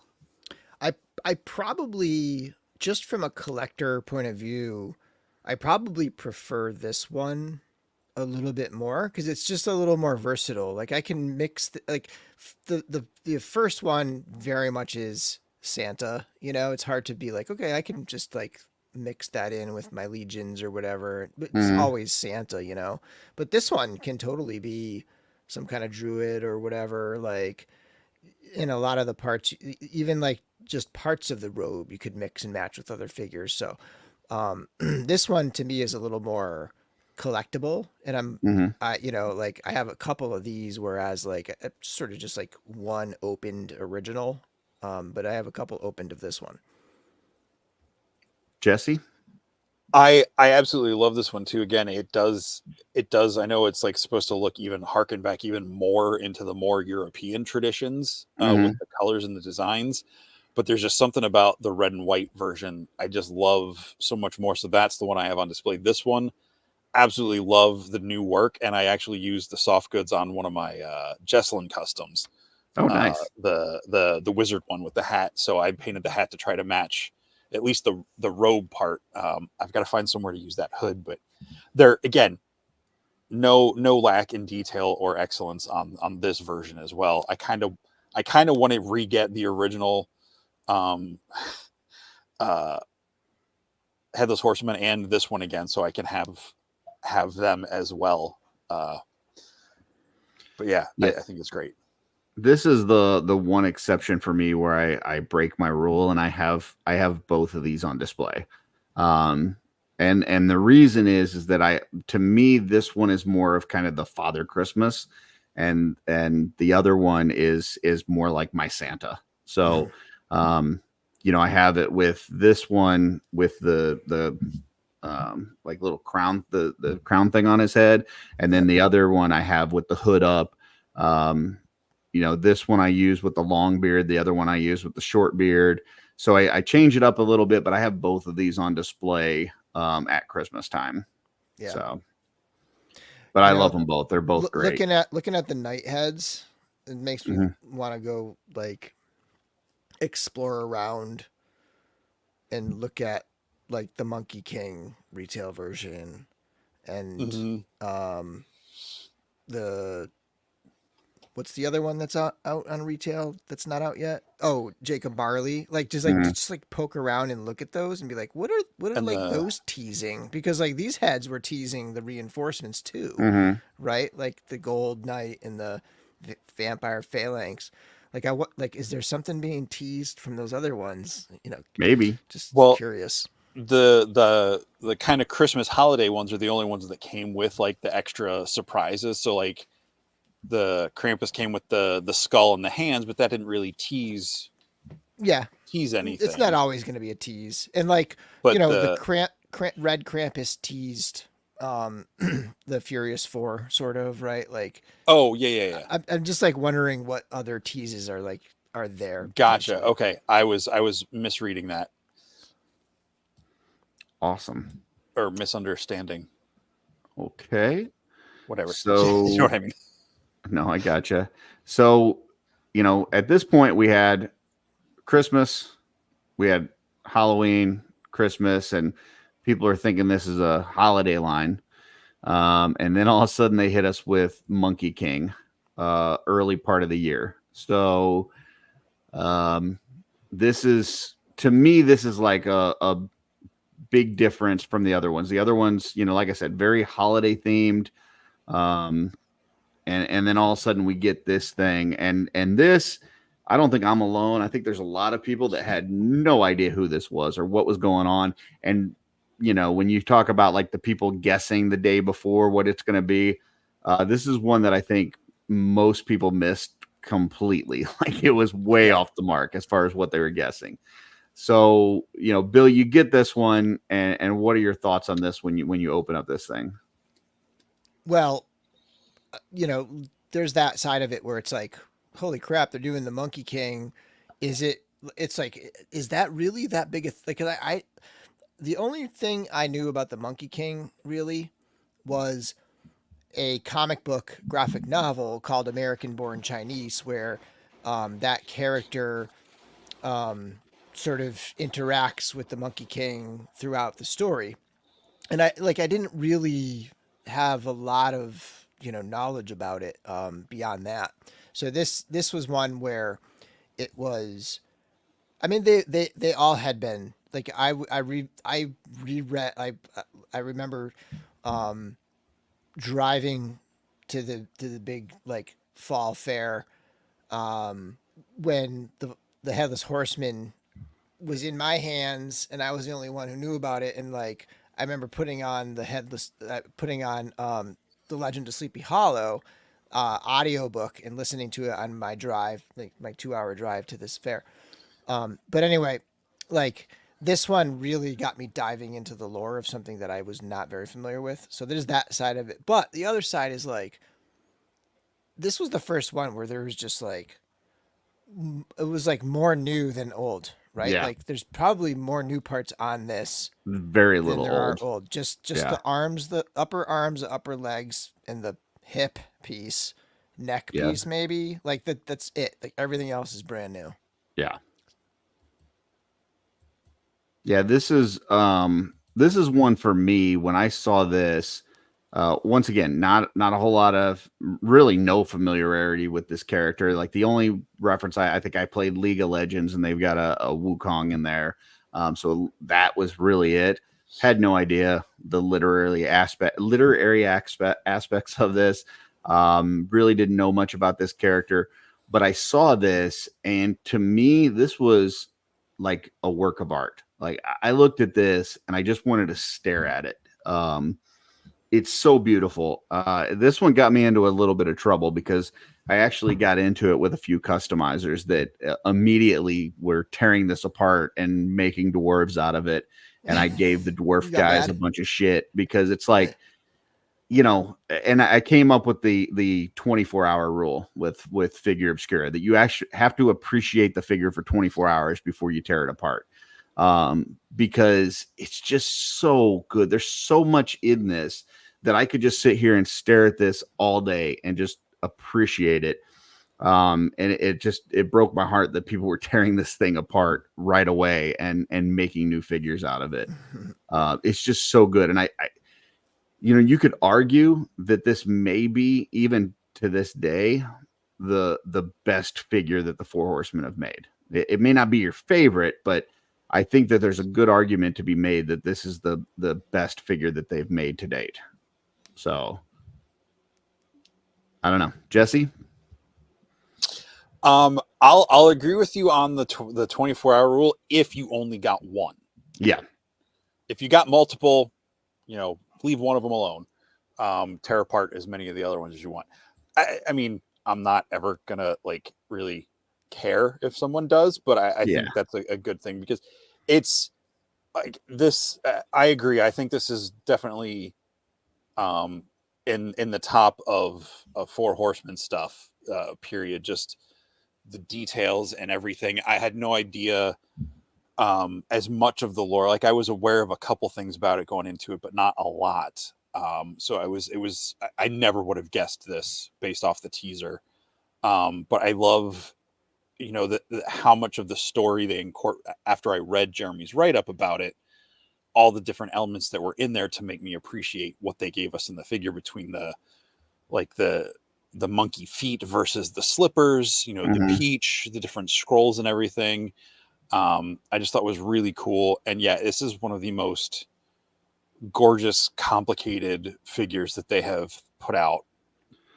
Well, that was so great about it, is that like there's enough parts in here, you know, between the heads and the feet and the hands, that you can make 2 full monkeys out of this. If you've got another anything body, any body, you know, you could pop, you know, these feet on one, these feet on another, these hands on one, these hands on another, this head on one, this hand on it, and all of a sudden now you've got 2 monkeys out of one figure.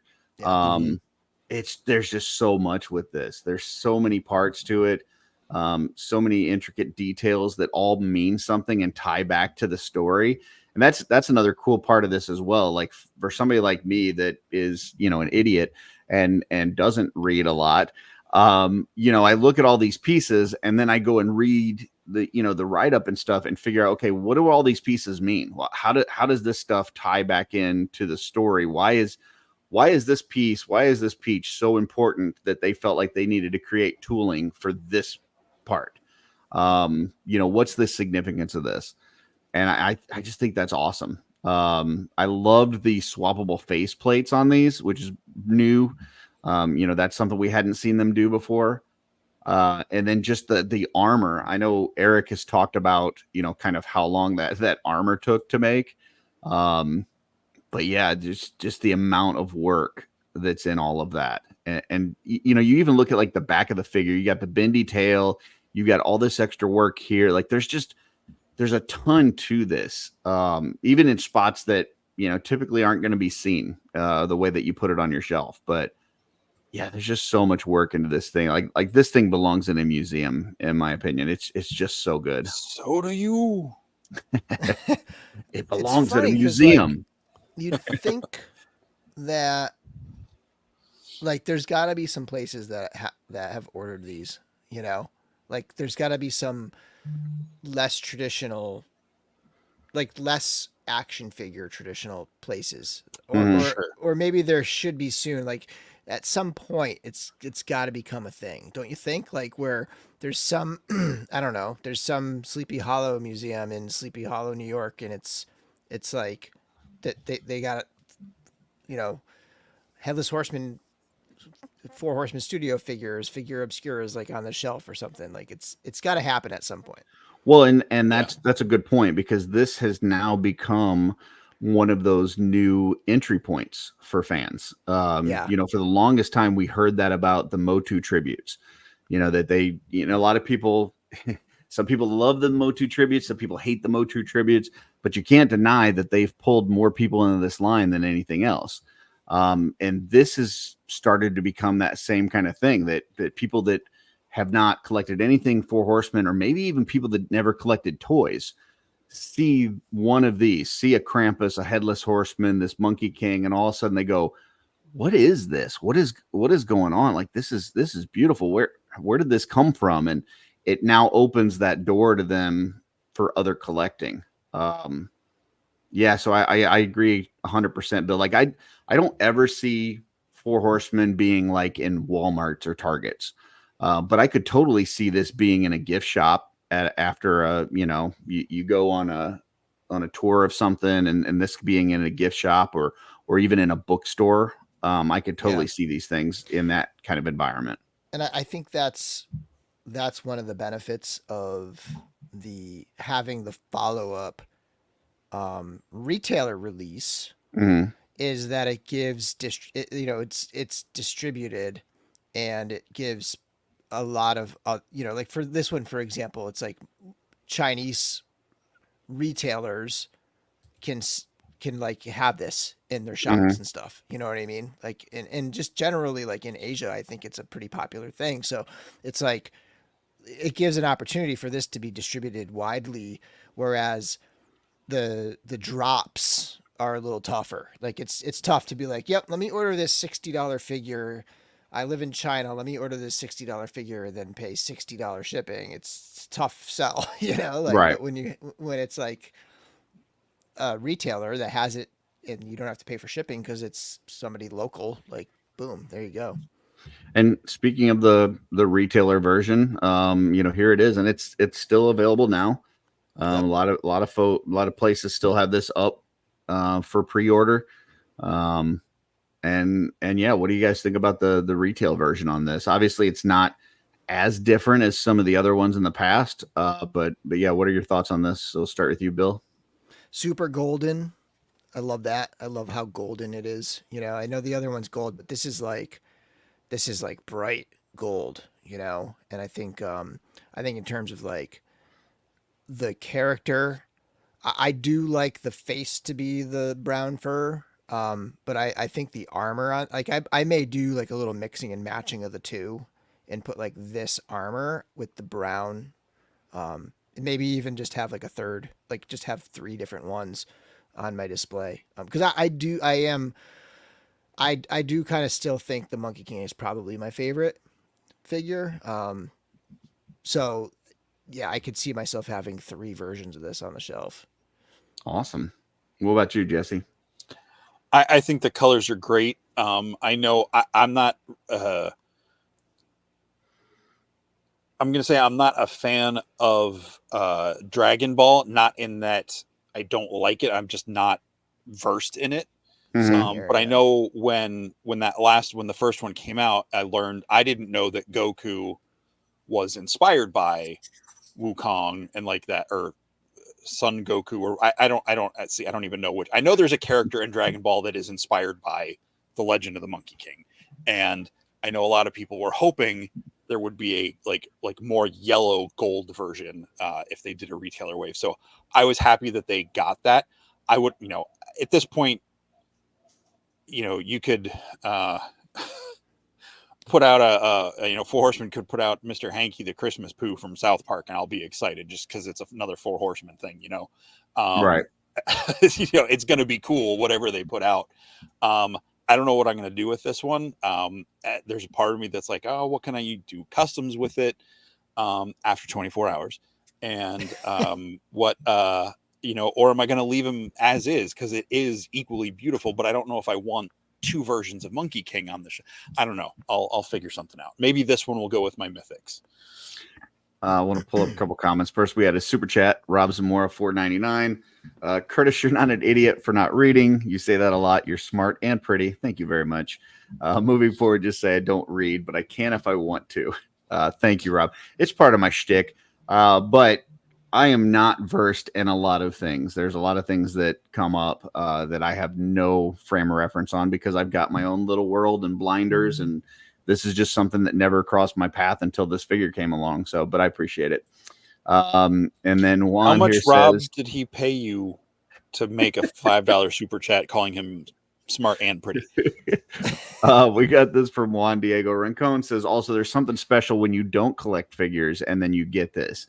Such a focal point in a bookshelf, for example. Yeah, that's a good point too. I like if you're not a toy collector and somebody comes into your house or walks into your room or whatever, and you've just got like this out, I could totally see this being like the centerpiece of that, your bookshelf or whatever.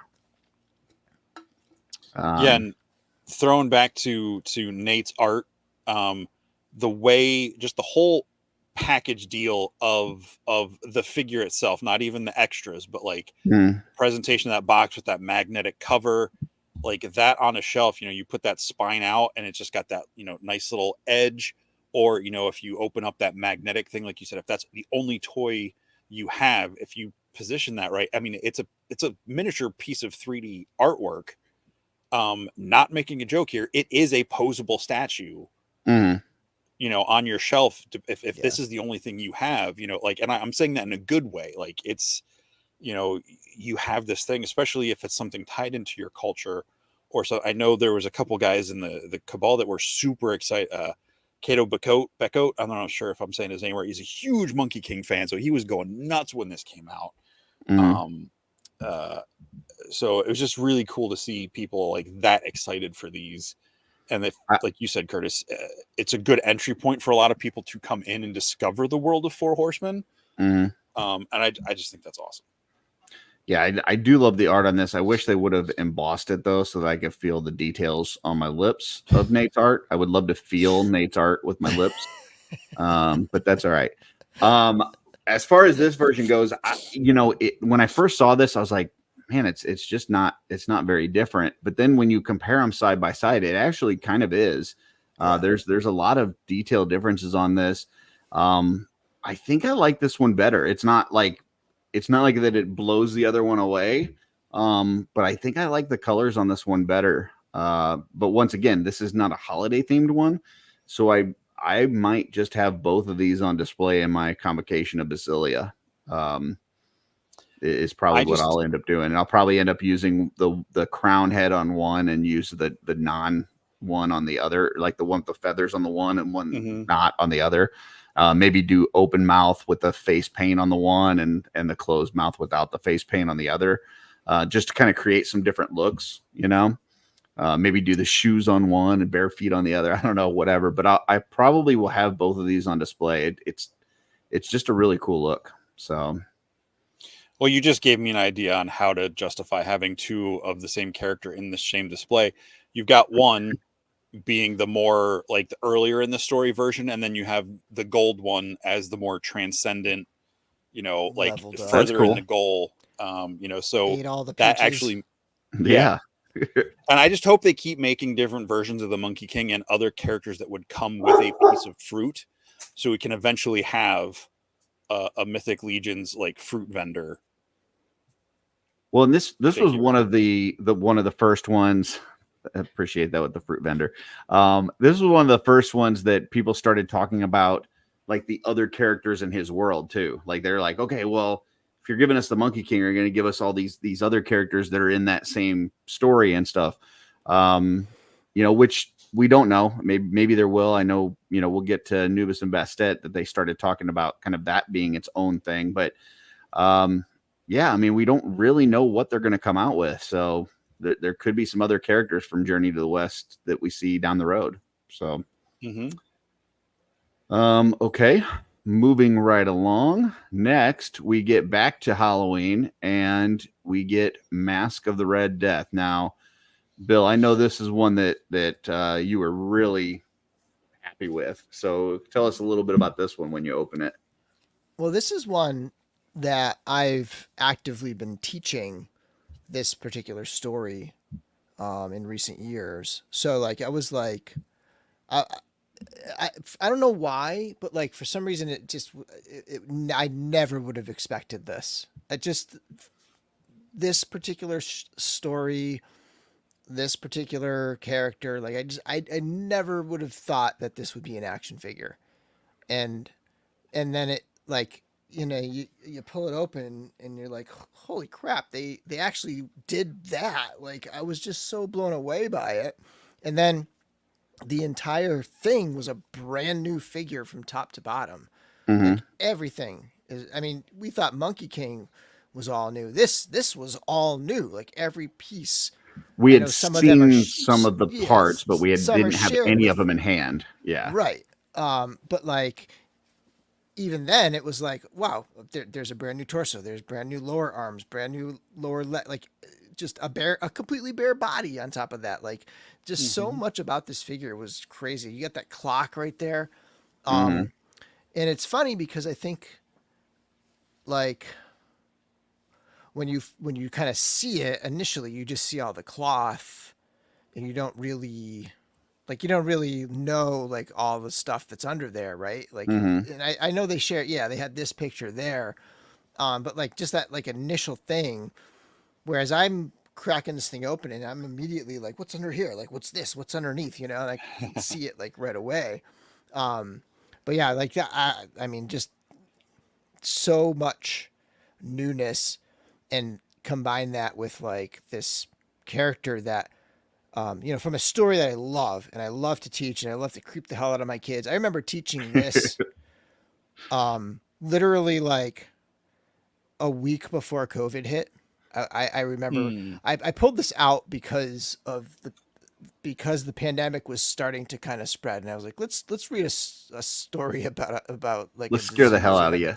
Yeah, let's scare the hell out of ourselves, like let's scare the hell out of me, But yeah, so I just like this story sticks with me. And look at that blood spill, like it's just like a wild figure, and it just felt like so out of left field. Yeah, it's one that I wasn't expecting, but somebody here did, because Jesse, you called this one. Yeah, I know. I remember that. I did. Yeah, tell us a little bit about that. Like, how did you pull that one out of your hat? Again, I live close to Baltimore, so Poe was a big thing in our like, American literature and just like creative writing classes and stuff. So like Poe was a huge part of my like middle school, high school education. Even probably, I mean, I'm sure I knew some of it in some way in elementary school at some point, but it just. I can't remember exactly what the details were, but I think it was the clock. I don't even remember. There was a clock in the teaser. There was a clock on midnight. And it just, no pun intended, believe me or not, it just struck the right chord that I was just like, oh, maybe the red. And it wasn't one where I was like, it's definitely the Red Death. It was just one of the possibilities I threw out. But I was like, wait, midnight, is when Red Death shows up in that story. And I didn't have any idea what it would look like. I was imagining more kind of like the look from like the Phantom of the Opera you know, where it was more like the white skull with the hat, you know, if that's what it was going to be. But I was like, that's not what they're going to do, because they try to do more, you know, the early origin, more original concept look for the Figura Obscura stuff. And so But seeing this, I here's the love. thing with that. Like when I read that book, and it describes this party goer as wearing the habiliments of the grave, I imagine white gauzy, like this, but like sort of like what I imagine anybody being buried would be buried in sort of like white-ish, like Mm, or tan, sort of like, I don't know, like white kind of like stuff, and then it's like the face is covered in blood kind of thing, like it's like the mask is like a bloody, like grotesque thing, but then it's all like I just imagined it being like white. So it's, I don't know if maybe that's why I would never have imagined it as like being a figure or something, but it surprised me, like the way it looked. yeah. Yeah.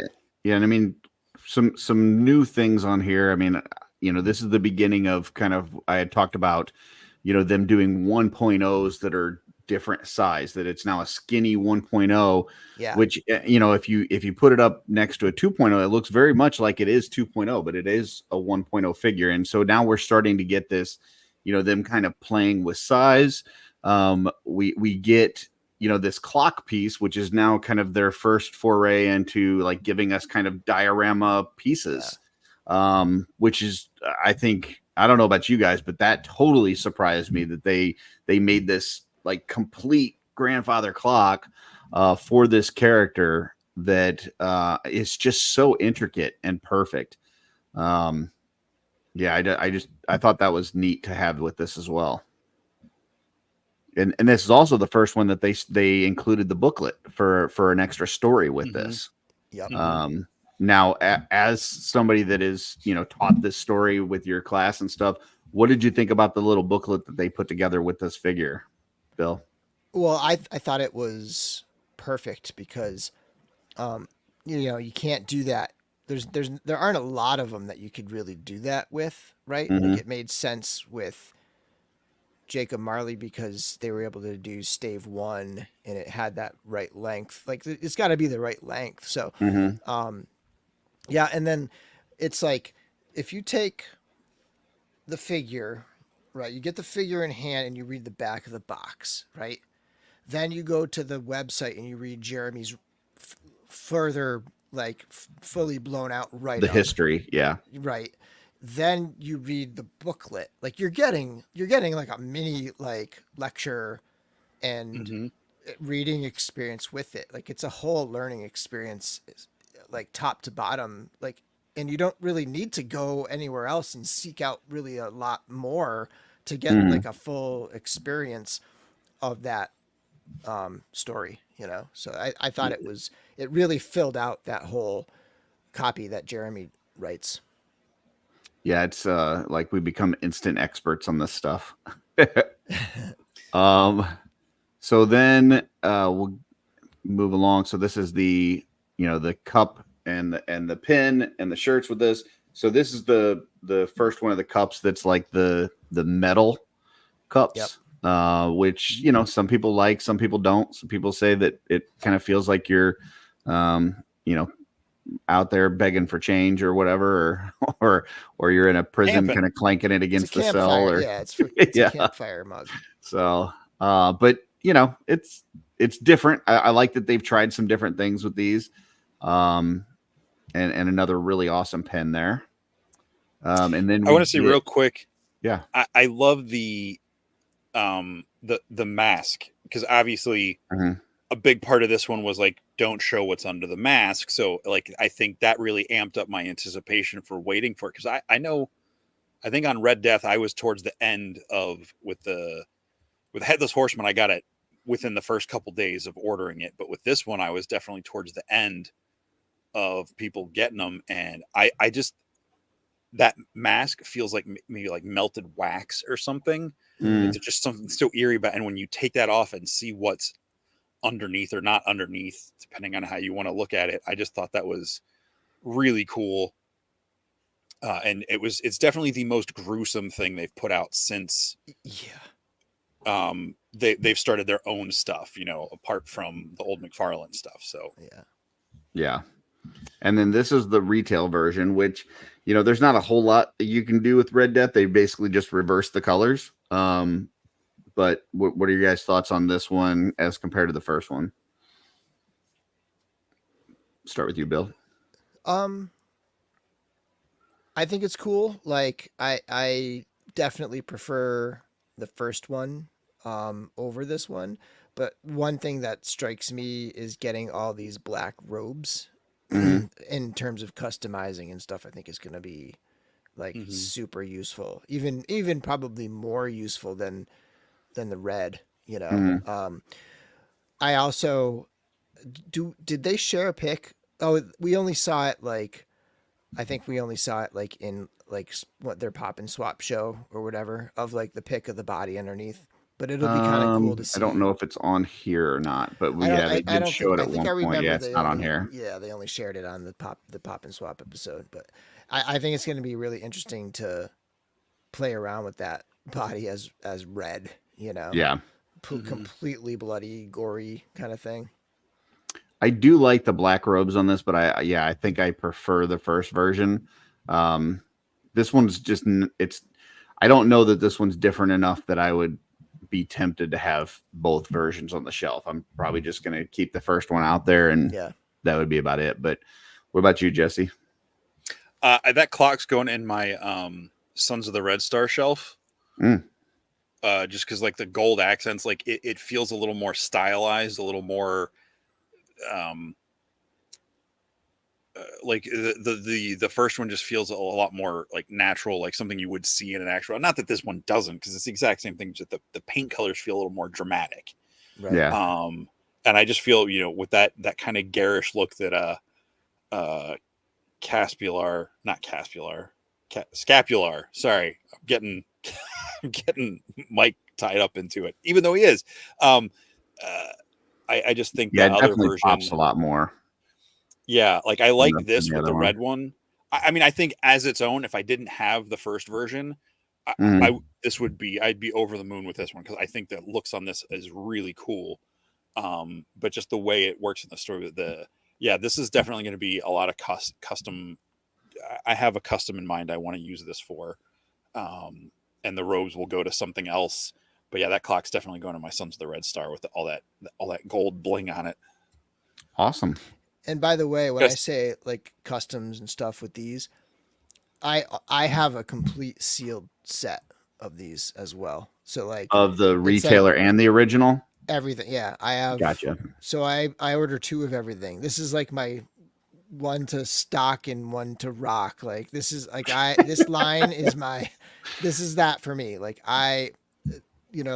Legions, Cosmic, even Cosmic, it's at the point already where it's there's no way. There's absolutely no way. But 3 a year, I can maintain that. Now, yes, yeah. This is the one that I order extras of, just knowing that I'm going to give them away. For things that we do on the show or donations or whatever. It's to me, there's nothing better that come from the Four Horsemen, or really toys in general, than getting a Figura Obscura.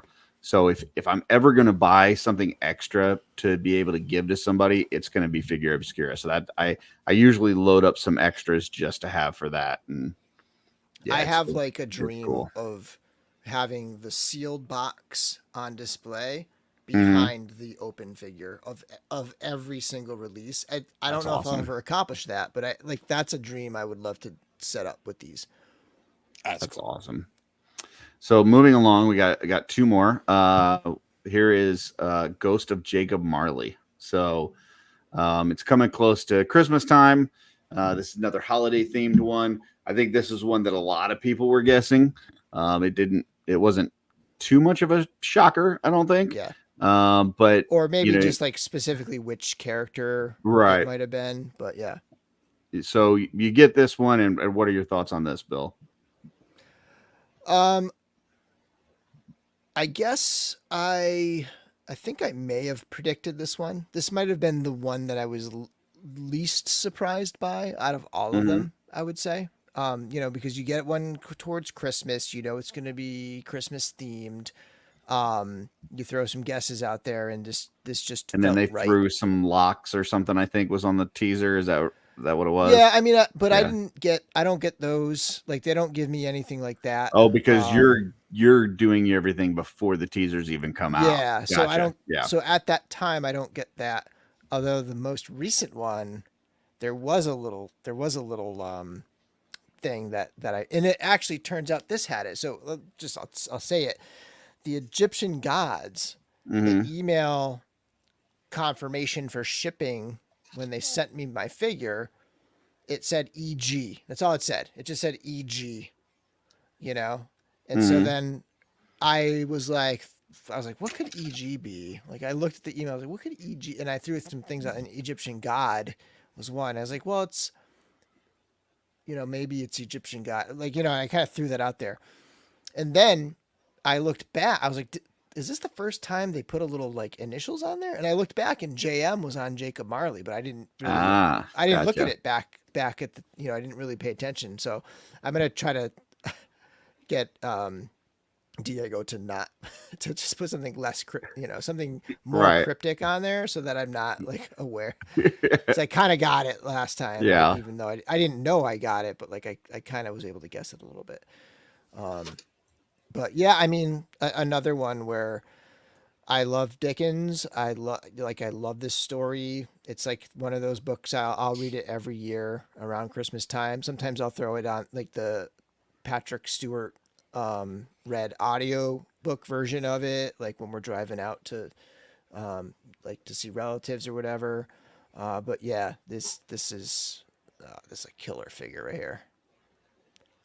Yeah, I mean, it's you got the translucent parts, you've got the kind of the I don't know if you would call that a vest or whatever, the locking mechanism with all the chains and the safe and multiple heads and all the keys. Like, this thing is it's just neat. It's loaded with a bunch of stuff. Once again, new parts with that jacket and the torso and the waist piece and those cuffed boots and the cuffed gauntlet pieces, and like just new stuff all around. And yeah, this thing's super cool.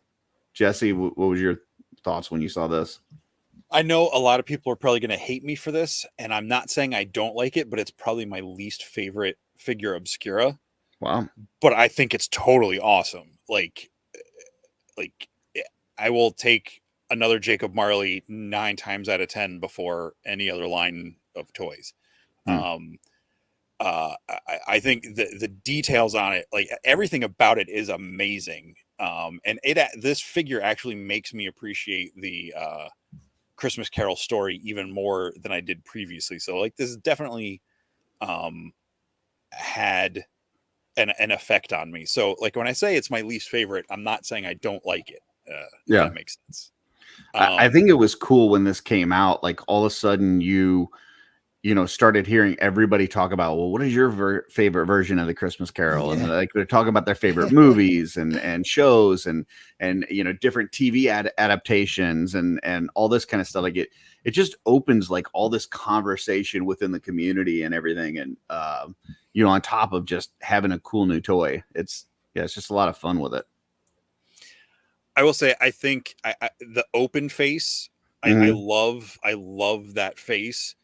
And the accessories, like the harness and the chains and the locks, like it just really puts an interesting like weight to this character being able to, excuse me, got the hiccups. The story, he's dragging the chains and the boxes around, but even seeing it in movies, something about seeing it on this figure and having to put that on him and stage them, and even as heavy as those were for being pieces of plastic, it's like, oh wow. And I can't remember, was it Steven Bishotti did the picture of him dragging the safe where it looked like it was like, really heavy. It just really like illustrated something about this character that like never quite landed for me before. It's very photogenic for sure. Because like, to me, the Mickey Mouse one is the standout Scrooge Christmas Carol to me. So like, I'm just imagining Goofy in this role. and it doesn't quite have the weight to it, you know, that the other ones do. So yeah. So but yeah, I love the translucent, like the fade in the coat, and the boots and everything. Yeah, it's an awesome figure. This is another one that got me in trouble with the dwarf guys because, like, I don't know, 3 seconds after getting it, they were making their crappy dwarf pirates, and I'm like, just stop. So, all right. So then we get to, let's see, do we have the all-in stuff on this one? Well, first of all, box art. How cool is that? Like getting all the folks from the studio. Did you catch that initially when you first No. looked at it? No, I didn't. Jeremy mentioned it. Gotcha. I may have if I had spent the time, but like, you know, tearing it open, it's like, you know, you see a couple on the side and it didn't make if I had seen them all together, I might have been able to like catch it, but Gotcha. And then, you know, here's the new holiday card. You got the mug and the pin, and then the little booklet, you know, following Red Death. There's also a booklet with this one as well. So yeah. I do love the door knockers that came with it too. I thought those Yeah. the two expressions on that were priceless. And then you got the retail version. Now I'll jump out first on this and say I love the retail version. Like I way prefer this one over the other one. It just really pops for me. Those colors really stand out. I like that better than the translucent kind of look. So yeah, I absolutely love this version. What about you guys? I think it's Go ahead, Bill.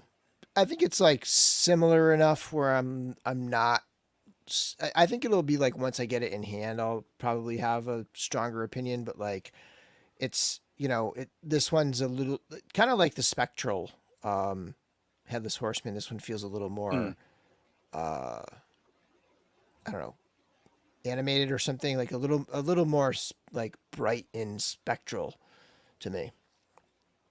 Hey, Brad. Yeah, Go ahead, Jesse. I was gonna say I'm the same way. Like I'm sure I'm gonna love it once I have it like in hand and can actually like look at it and see it. But as of right now, I mean, obviously the translucent parts and it is brighter, but it's the one that's the least different looking to me as far as just the same. overall like feel of it. But I do like it. But I know Jeremy said something about this, like he teased something else that these colors are gonna go with. I'm not quoting him word for word there, but he said something about this. So I don't know if we're gonna see more of, or if something already came out and I've forgotten what he was alluding to. Maybe, I don't know. Yeah. Gotcha. I want to pull up a couple comments here. This one from King Castle Sieger. My only problem with the door knockers is what I expect to use those on. So a lot of people have just foam dios, you know, with a wall and a door, and this will just pop right into that. So that's what I've seen people use them on. It's even got yeah, like a thing like it's got even got like a thing to hang it with, like right. It's got like the hole in loop, like a dremeled out picture frame or something, right? Like a picture like hanging up a picture. Yeah. And then he had also asked what our favorite version of Christmas Carol is. So I think Jesse, you said yours is the Mickey Mouse version. Is that correct? Mm-hmm. And Bill, is the Patrick Stewart one that you were talking about? Is that your favorite? I mean, can I just pick the original book? Just reading Sure. the original book, or that's how I prefer it. Mine is Scrooged with Bill Murray. I watch that with the kids every year, and we absolutely adore that movie. So, cool. And go ahead, Nathan. I was gonna say the door knocker. I have whatever head I have on the figure. I have the opposite door knocker. I just put a little piece of sticky tack behind it, and it's on like, because he's on the far side of my shelf, so it's just stuck to the shelf. Like, I'm thinking about putting it up with the board that I have all my Figura Obscura pins on. I think that might be a cool way to do it too. What Well, we're quite a bit into the show, but we got one more left. We got Gods of Ancient Egypt, which this is, fairly recent. And we'll kind of talk about both of these together, but we got, pictures of each one. So you get them, you kind of predict it based on the initials. But you open it up and there's two figures, not one. What are your thoughts when you get into it and see all the different things that it comes with, on these two, Bill?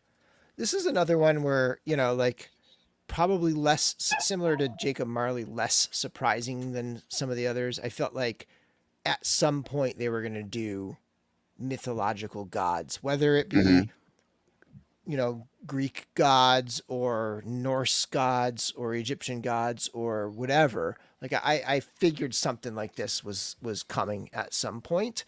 I just didn't, for some reason, like I guess just sort of convinced if it was Egyptian gods, like the first one would be like Osiris or something. Like I wasn't quite expecting it to be the two. I guess Anubis is pretty common and popular, but Bastet, like, yeah, that one surprised me for sure. The figures themselves are phenomenal. Like they are very close. They're right there with Monkey King as far as I'm concerned in terms of like just this whole set and everything that all of the effort and sculpting and uniqueness that just went into this set is probably even above and beyond the Monkey King. But yeah, it's just pretty wild, like how much newness is there and how like hard they went with like a traditional take on the Egyptian myth. I mean, they have replicas of actual artifacts that are real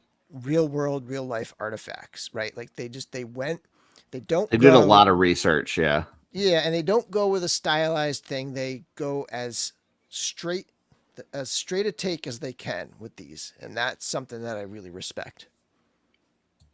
Yeah. I mean, this one, some of the times with the Figure Obscura, I struggle with recency bias, where I get it and I'm like, oh, this is the best one they've ever done. And then, you got to let that die down a little bit and then kind of evaluate. And initially I was thinking this might be better than the Monkey King, but looking at it afterwards now, I still think Monkey King is the best they've done. But as far as value, there is so much in this 2-pack that it's ridiculous with the different heads and the different accessories and hands and feet and the jars and like there's just so much that comes with this. It's ridiculously packed with all this extra stuff. So I mean, the value on this is probably the best of any Figure Obscura as far as just the total value of what you're getting. And they just did a great job. I can't wait to see more. I'm hoping to see, I'm more familiar with, Norse mythology, Greek mythology. So I would love to see some of those characters. But yeah, this was really cool. Jesse, your thoughts on this set? This set is by far, in my opinion, my favorite Figure Obscura. I think the best Figure Obscura, and in my opinion, the best thing the Four Horsemen have ever put out to date. And that's not just recency bias, because Red Death was my previous favorite, but Red Monkey King was the one I thought was the best. But there's just something about this set and the fact that they've acknowledged that they are going to continue with other gods of ancient Egypt. I'm going to have a whole shelf dedicated just to like the ancient Egyptian collection. I don't know. Maybe it's just from growing up in church and, all the old, the Bible stories about Egypt and everything. And then getting into like the mythology and the mummy movies and all that stuff I have a really strong attachment to the Egyptian mythology and the look, and they're animal people. I mean, come on, like short of making a whole line of fuzz monks, you're not going to get me more into something than animal people. That's going to get clipped. But I love the details, and you get like, the way you guys said minutes into the show. how That's hard they instinct. went into so many different paint apps on all the little pieces. Like I think what we counted on the jars alone, there's at least 3 on the lower part of the jar, like the wash, the white and everything, and then like the heads on the jar have like 4 to 5 colors. Just yeah, they went hard. The soft goods are great. I love the coloring, and I can't wait to see what they do for a retailer version. Yeah. With these, I love what they did. I love the amount of research they put into it. I think with an alternate version, I wouldn't be surprised if they're more statuesque, like almost like the Jeremy has those customs that he's done of like gargoyles and stuff where he's made them look like they're made out of stone. I wouldn't be surprised if they do stuff like that. But one of the things with this, we talked about with the Jacob Marley one, it got all these people talking about Christmas Carol and their favorite versions and sharing versions, and people, watching new versions of it that other people were recommending. One of the things that came out of this, I seen a lot of people start getting into Stargate. Like I've been watching the series. I've seen, people printing up, versions of the Stargate because it's just so tied into Egyptian mythology with the movie and the series. So it's just interesting, like the effect that these drops are having on people's lives, and what things that they're researching and getting into and watching, and the entertainment that they're enjoying based on, these type of figure drops. So it's just really cool. And we don't go ahead. I'm sorry. I said totally agree. Yeah. We don't have retail versions of these yet. Obviously we're expecting that we will. And I think those, similar to what we were talking about with like the Monkey King and stuff, I would fully anticipate that, there's going to be some places that are going to have these as retail versions that maybe you wouldn't normally expect to have toys, or at least to have, Four Horsemen toys. But we'll see how that goes. But once again, another set that I think could definitely bring people into toy collecting, or at least bring them into collecting Four Horsemen product. And they did a great job. So I think we could see black, like Anubis with all black skin. Yeah. Like black marble or something, or Yeah, just could black be. skin. I'm saying just black skin. Okay. I actually did one where I did like a swap, and I did maybe it was a black Krampus or a Torion body, with it, and it looked pretty cool. It looked really good. Yeah. Awesome. Well, that is the last one. So yeah, that was a lot of fun. I like that. And there's not a lot of times of year where I would feel comfortable doing an episode about Figura Obscura, but since we pretty much just had this last one, it's possible, right? Like if it was September right now, it's hard to it's hard to talk about it when everybody's starting to expect the next one. It's hard to talk about it, because then it's like, if I say something, is it gonna tease that there's something coming, or is it if I say something else, is it gonna sort of confirm for people that something's not coming? So it's nice this time of year, after a drop just kind of hit and there's this gap, you feel like probably not going to be another one until the Halloween one, so that's nice to be able to talk about it for a little while. Yeah, it's been nice kind of getting your take on it. You got a unique perspective, obviously, and it's definitely, out of the 3 lines between Mythic, Cosmic, and Figure Obscura, it's definitely my favorite, because it's got the most excitement around it. It's just like this adrenaline rush, Yeah. And yeah, just the amount of collaboration between the people at the studio and the research they're doing, and the work that Nate's doing on the artwork, and Trevor's shots, and then your review and Jeremy's write-ups. it's just this big giant collaboration, and it just all comes at like one time, and then you don't have to wait a year and a half for the product. It's like, immediately in your hand, like within a week or two. Heck, with this one, they had it was at the show that same day. So it dropped, and people were able to get it that morning at a show. Like that was just so cool. You just don't get that too much with toy companies, that they reveal something and within a short period of time you've got it in hand. So I do sort of hope, how like the Christmas ones have a surprise and everybody doesn't want to be spoiled. I kind of hope they stop doing that a little bit. Because my thing for that, crazy over that shit. I asked Jeremy, because I'm an admin in the cabal, and it becomes difficult because there's the camp of, hey, we don't want our surprise spoiled. Even if I've already seen it, I don't want somebody else to have the surprise spoiled for them. And then there's the other camp of, it's my toy, I'm excited about it, I want to show it off, and I get that, but you don't want to ruin somebody else's fun either. So if they were going to do it, my advice to Jeremy was, like, put a deadline of, hey, we expect that within 3 weeks we're going to have everything shipped out. This is the date that people can start showing it. And I think that's the issue, is so many people still hadn't gotten their figure yet. And it was already. See, that's the thing. Like, if they had a date, I think it wouldn't be that big of a deal. But it's just hard when you don't know. It's like, obviously the secret's not going to be kept forever. So then what's the appropriate amount of time? And you just don't know.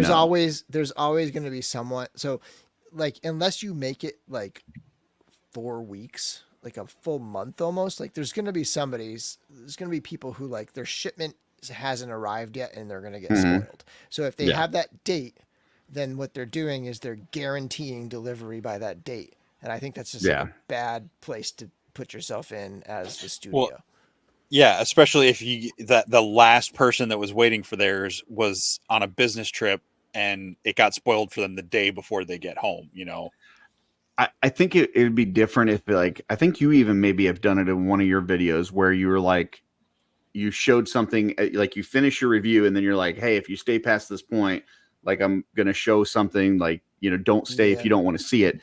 And I think that's a cool way to do it. But, posting pictures of it on Instagram or Facebook or whatever, like that just kind of sucks for people. But I don't know. It definitely would be a lot easier for admins, for sure, if there were no surprise. But if there is a surprise, I just hope people can just be nice to one another, not be douchebags. So yeah, I would say I think it'd be a bad idea for the Horsemen to have a rule like that, but I think it would be a good idea for the Cabal to have a rule like that, to say something like, look, we're going to give it 2 weeks. We know not everybody's going to have this in hand after 2 weeks, but we need to give people a chance to share what they got. And like 2 weeks is a long time and it's probably going to get spoiled anyway. So let's try to stick to the 2 weeks.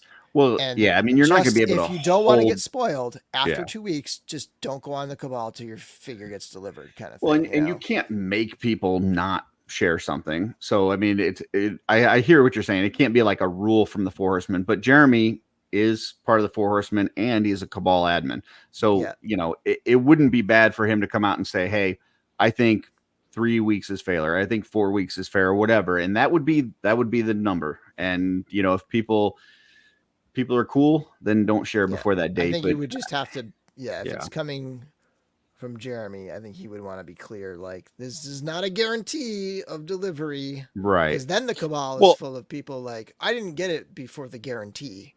And then it's like post after post of that. Because they only ever give a time frame for when stuff will be shipped out.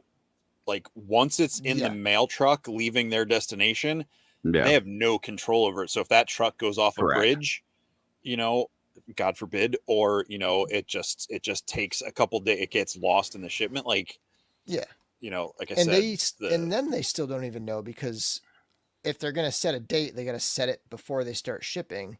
They're not going to know when they're going to finish the last shipment necessarily. Sometimes they get it done quicker. Sometimes it takes a Well, little bit longer. So and part of it is to, like, just like I was talking about the dwarf people and how I just man, sometimes I like dwarves, but dwarf people, whew. But like how they want to tear apart a figure obscura and make that character right away. The same thing goes for these surprises.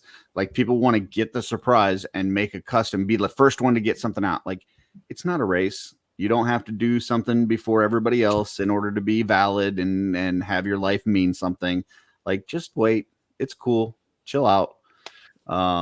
So yeah, it would definitely be easier for everybody if there were no surprises, but what kind of life is that to live with no surprises? So anyway, but this was a ton of fun. Already saw Nate said that it was cool looking back on it. I thought this was great.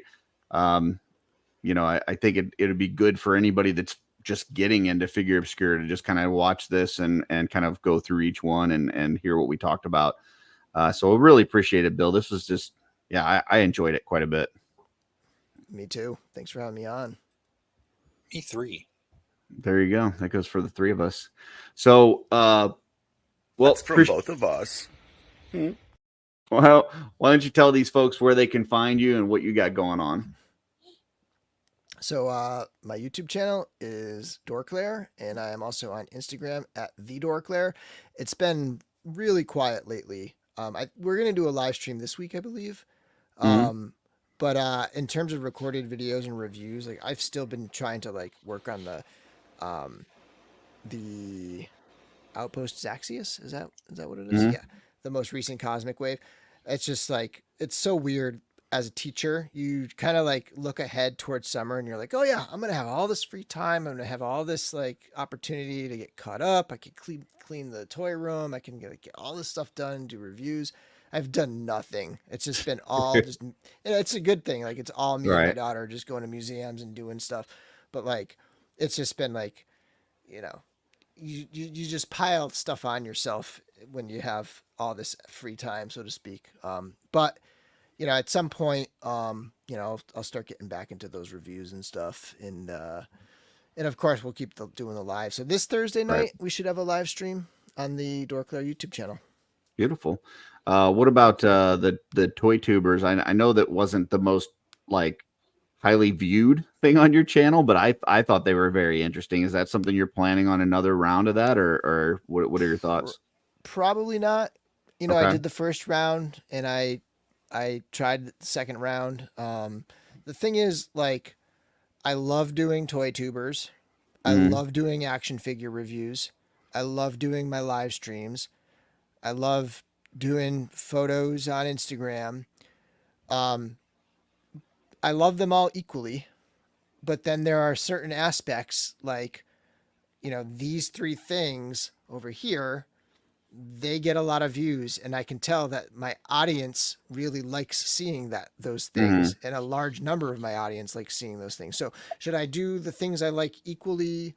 But like, I also like providing for what my audience likes, right? Like, so it's tends to be like prioritizing. I would like to do it, but I just don't have time there's only so to much time. prioritize it. And I'd rather prioritize the stuff people want to watch. So, and I Gotcha. get it. There are some people that want to watch it, but my audience is telling me, when I look at the numbers, they're telling me they don't, so, Gotcha. I do want to get back to podcasting though, some way or another. So like, that might be a way where maybe I don't even publish them on YouTube. Maybe it's just podcasts.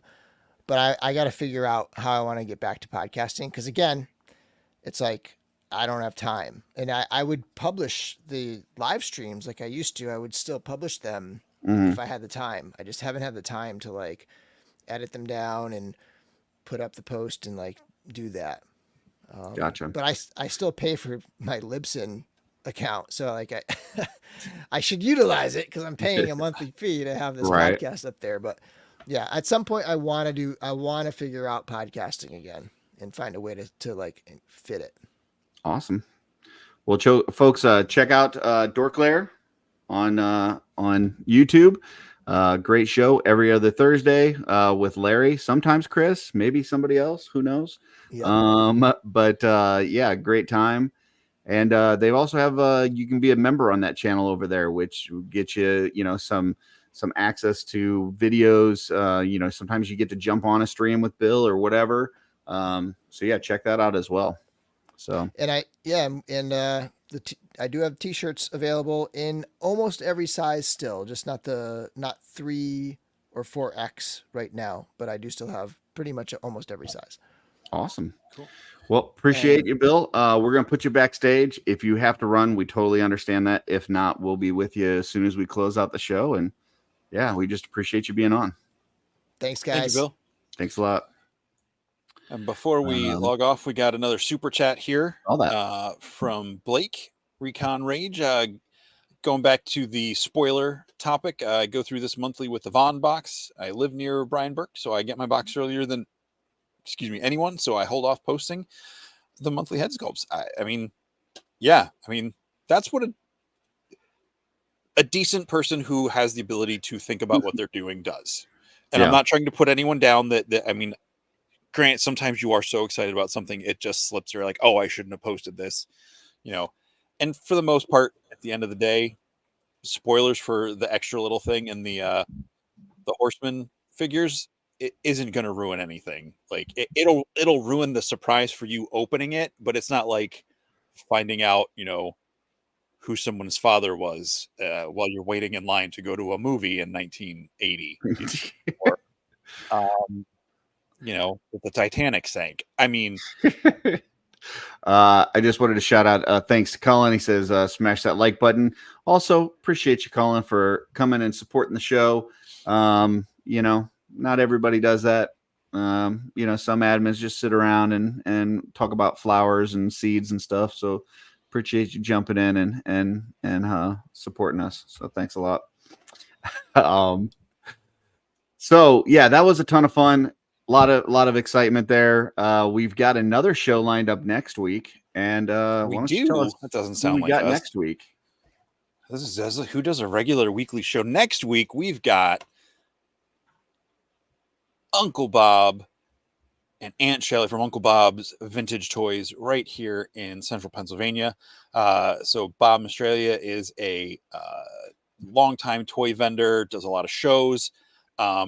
He and his wife Shelly will be joining us next week, talking about their shop a little bit, talking about different toys they're into. We'll get to see some of his home collection, and we'll be talking a little bit about an upcoming show here for folks in central Pennsylvania. I don't believe it's not on the Horseman schedule, but there will be Horseman figures there through Uncle Bob, and maybe other people. The I don't know what that is. What was I saying? Oh, Toys for the Ages Expo coming up in a couple weeks here in Pennsylvania. Awesome. Well, folks, I got one last thing before we sign off. We have the next couple weeks scheduled, but then the last week of July and into August, we don't have booked yet. If there's anybody that is out there that's a member of the channel that has not been on our show, reach out to us. Let us know. We'd love to get you on. So if you are a member, if your name is showing up in green there in the chat, and you haven't been on the show, give us a reach out to us, and we'll see what we can do to rectify that situation. So, and I'll throw out an addendum on there. Be willing to talk. Yeah, and on camera, for sure. Yeah, I mean, if you've seen the show and you think you could sit here and talk with us for 2 hours and 44 minutes.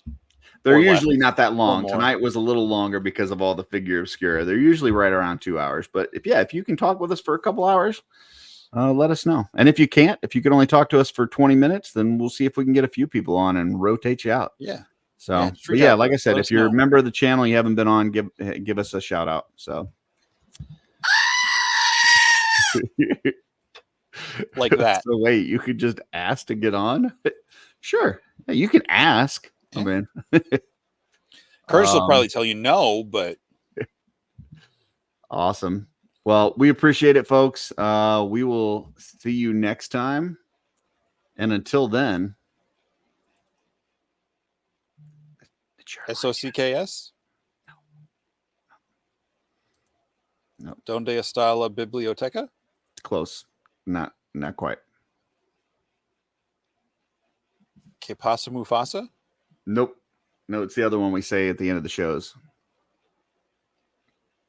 Wednesday one shot. No, we don't have a closing for that. What's on your shelf?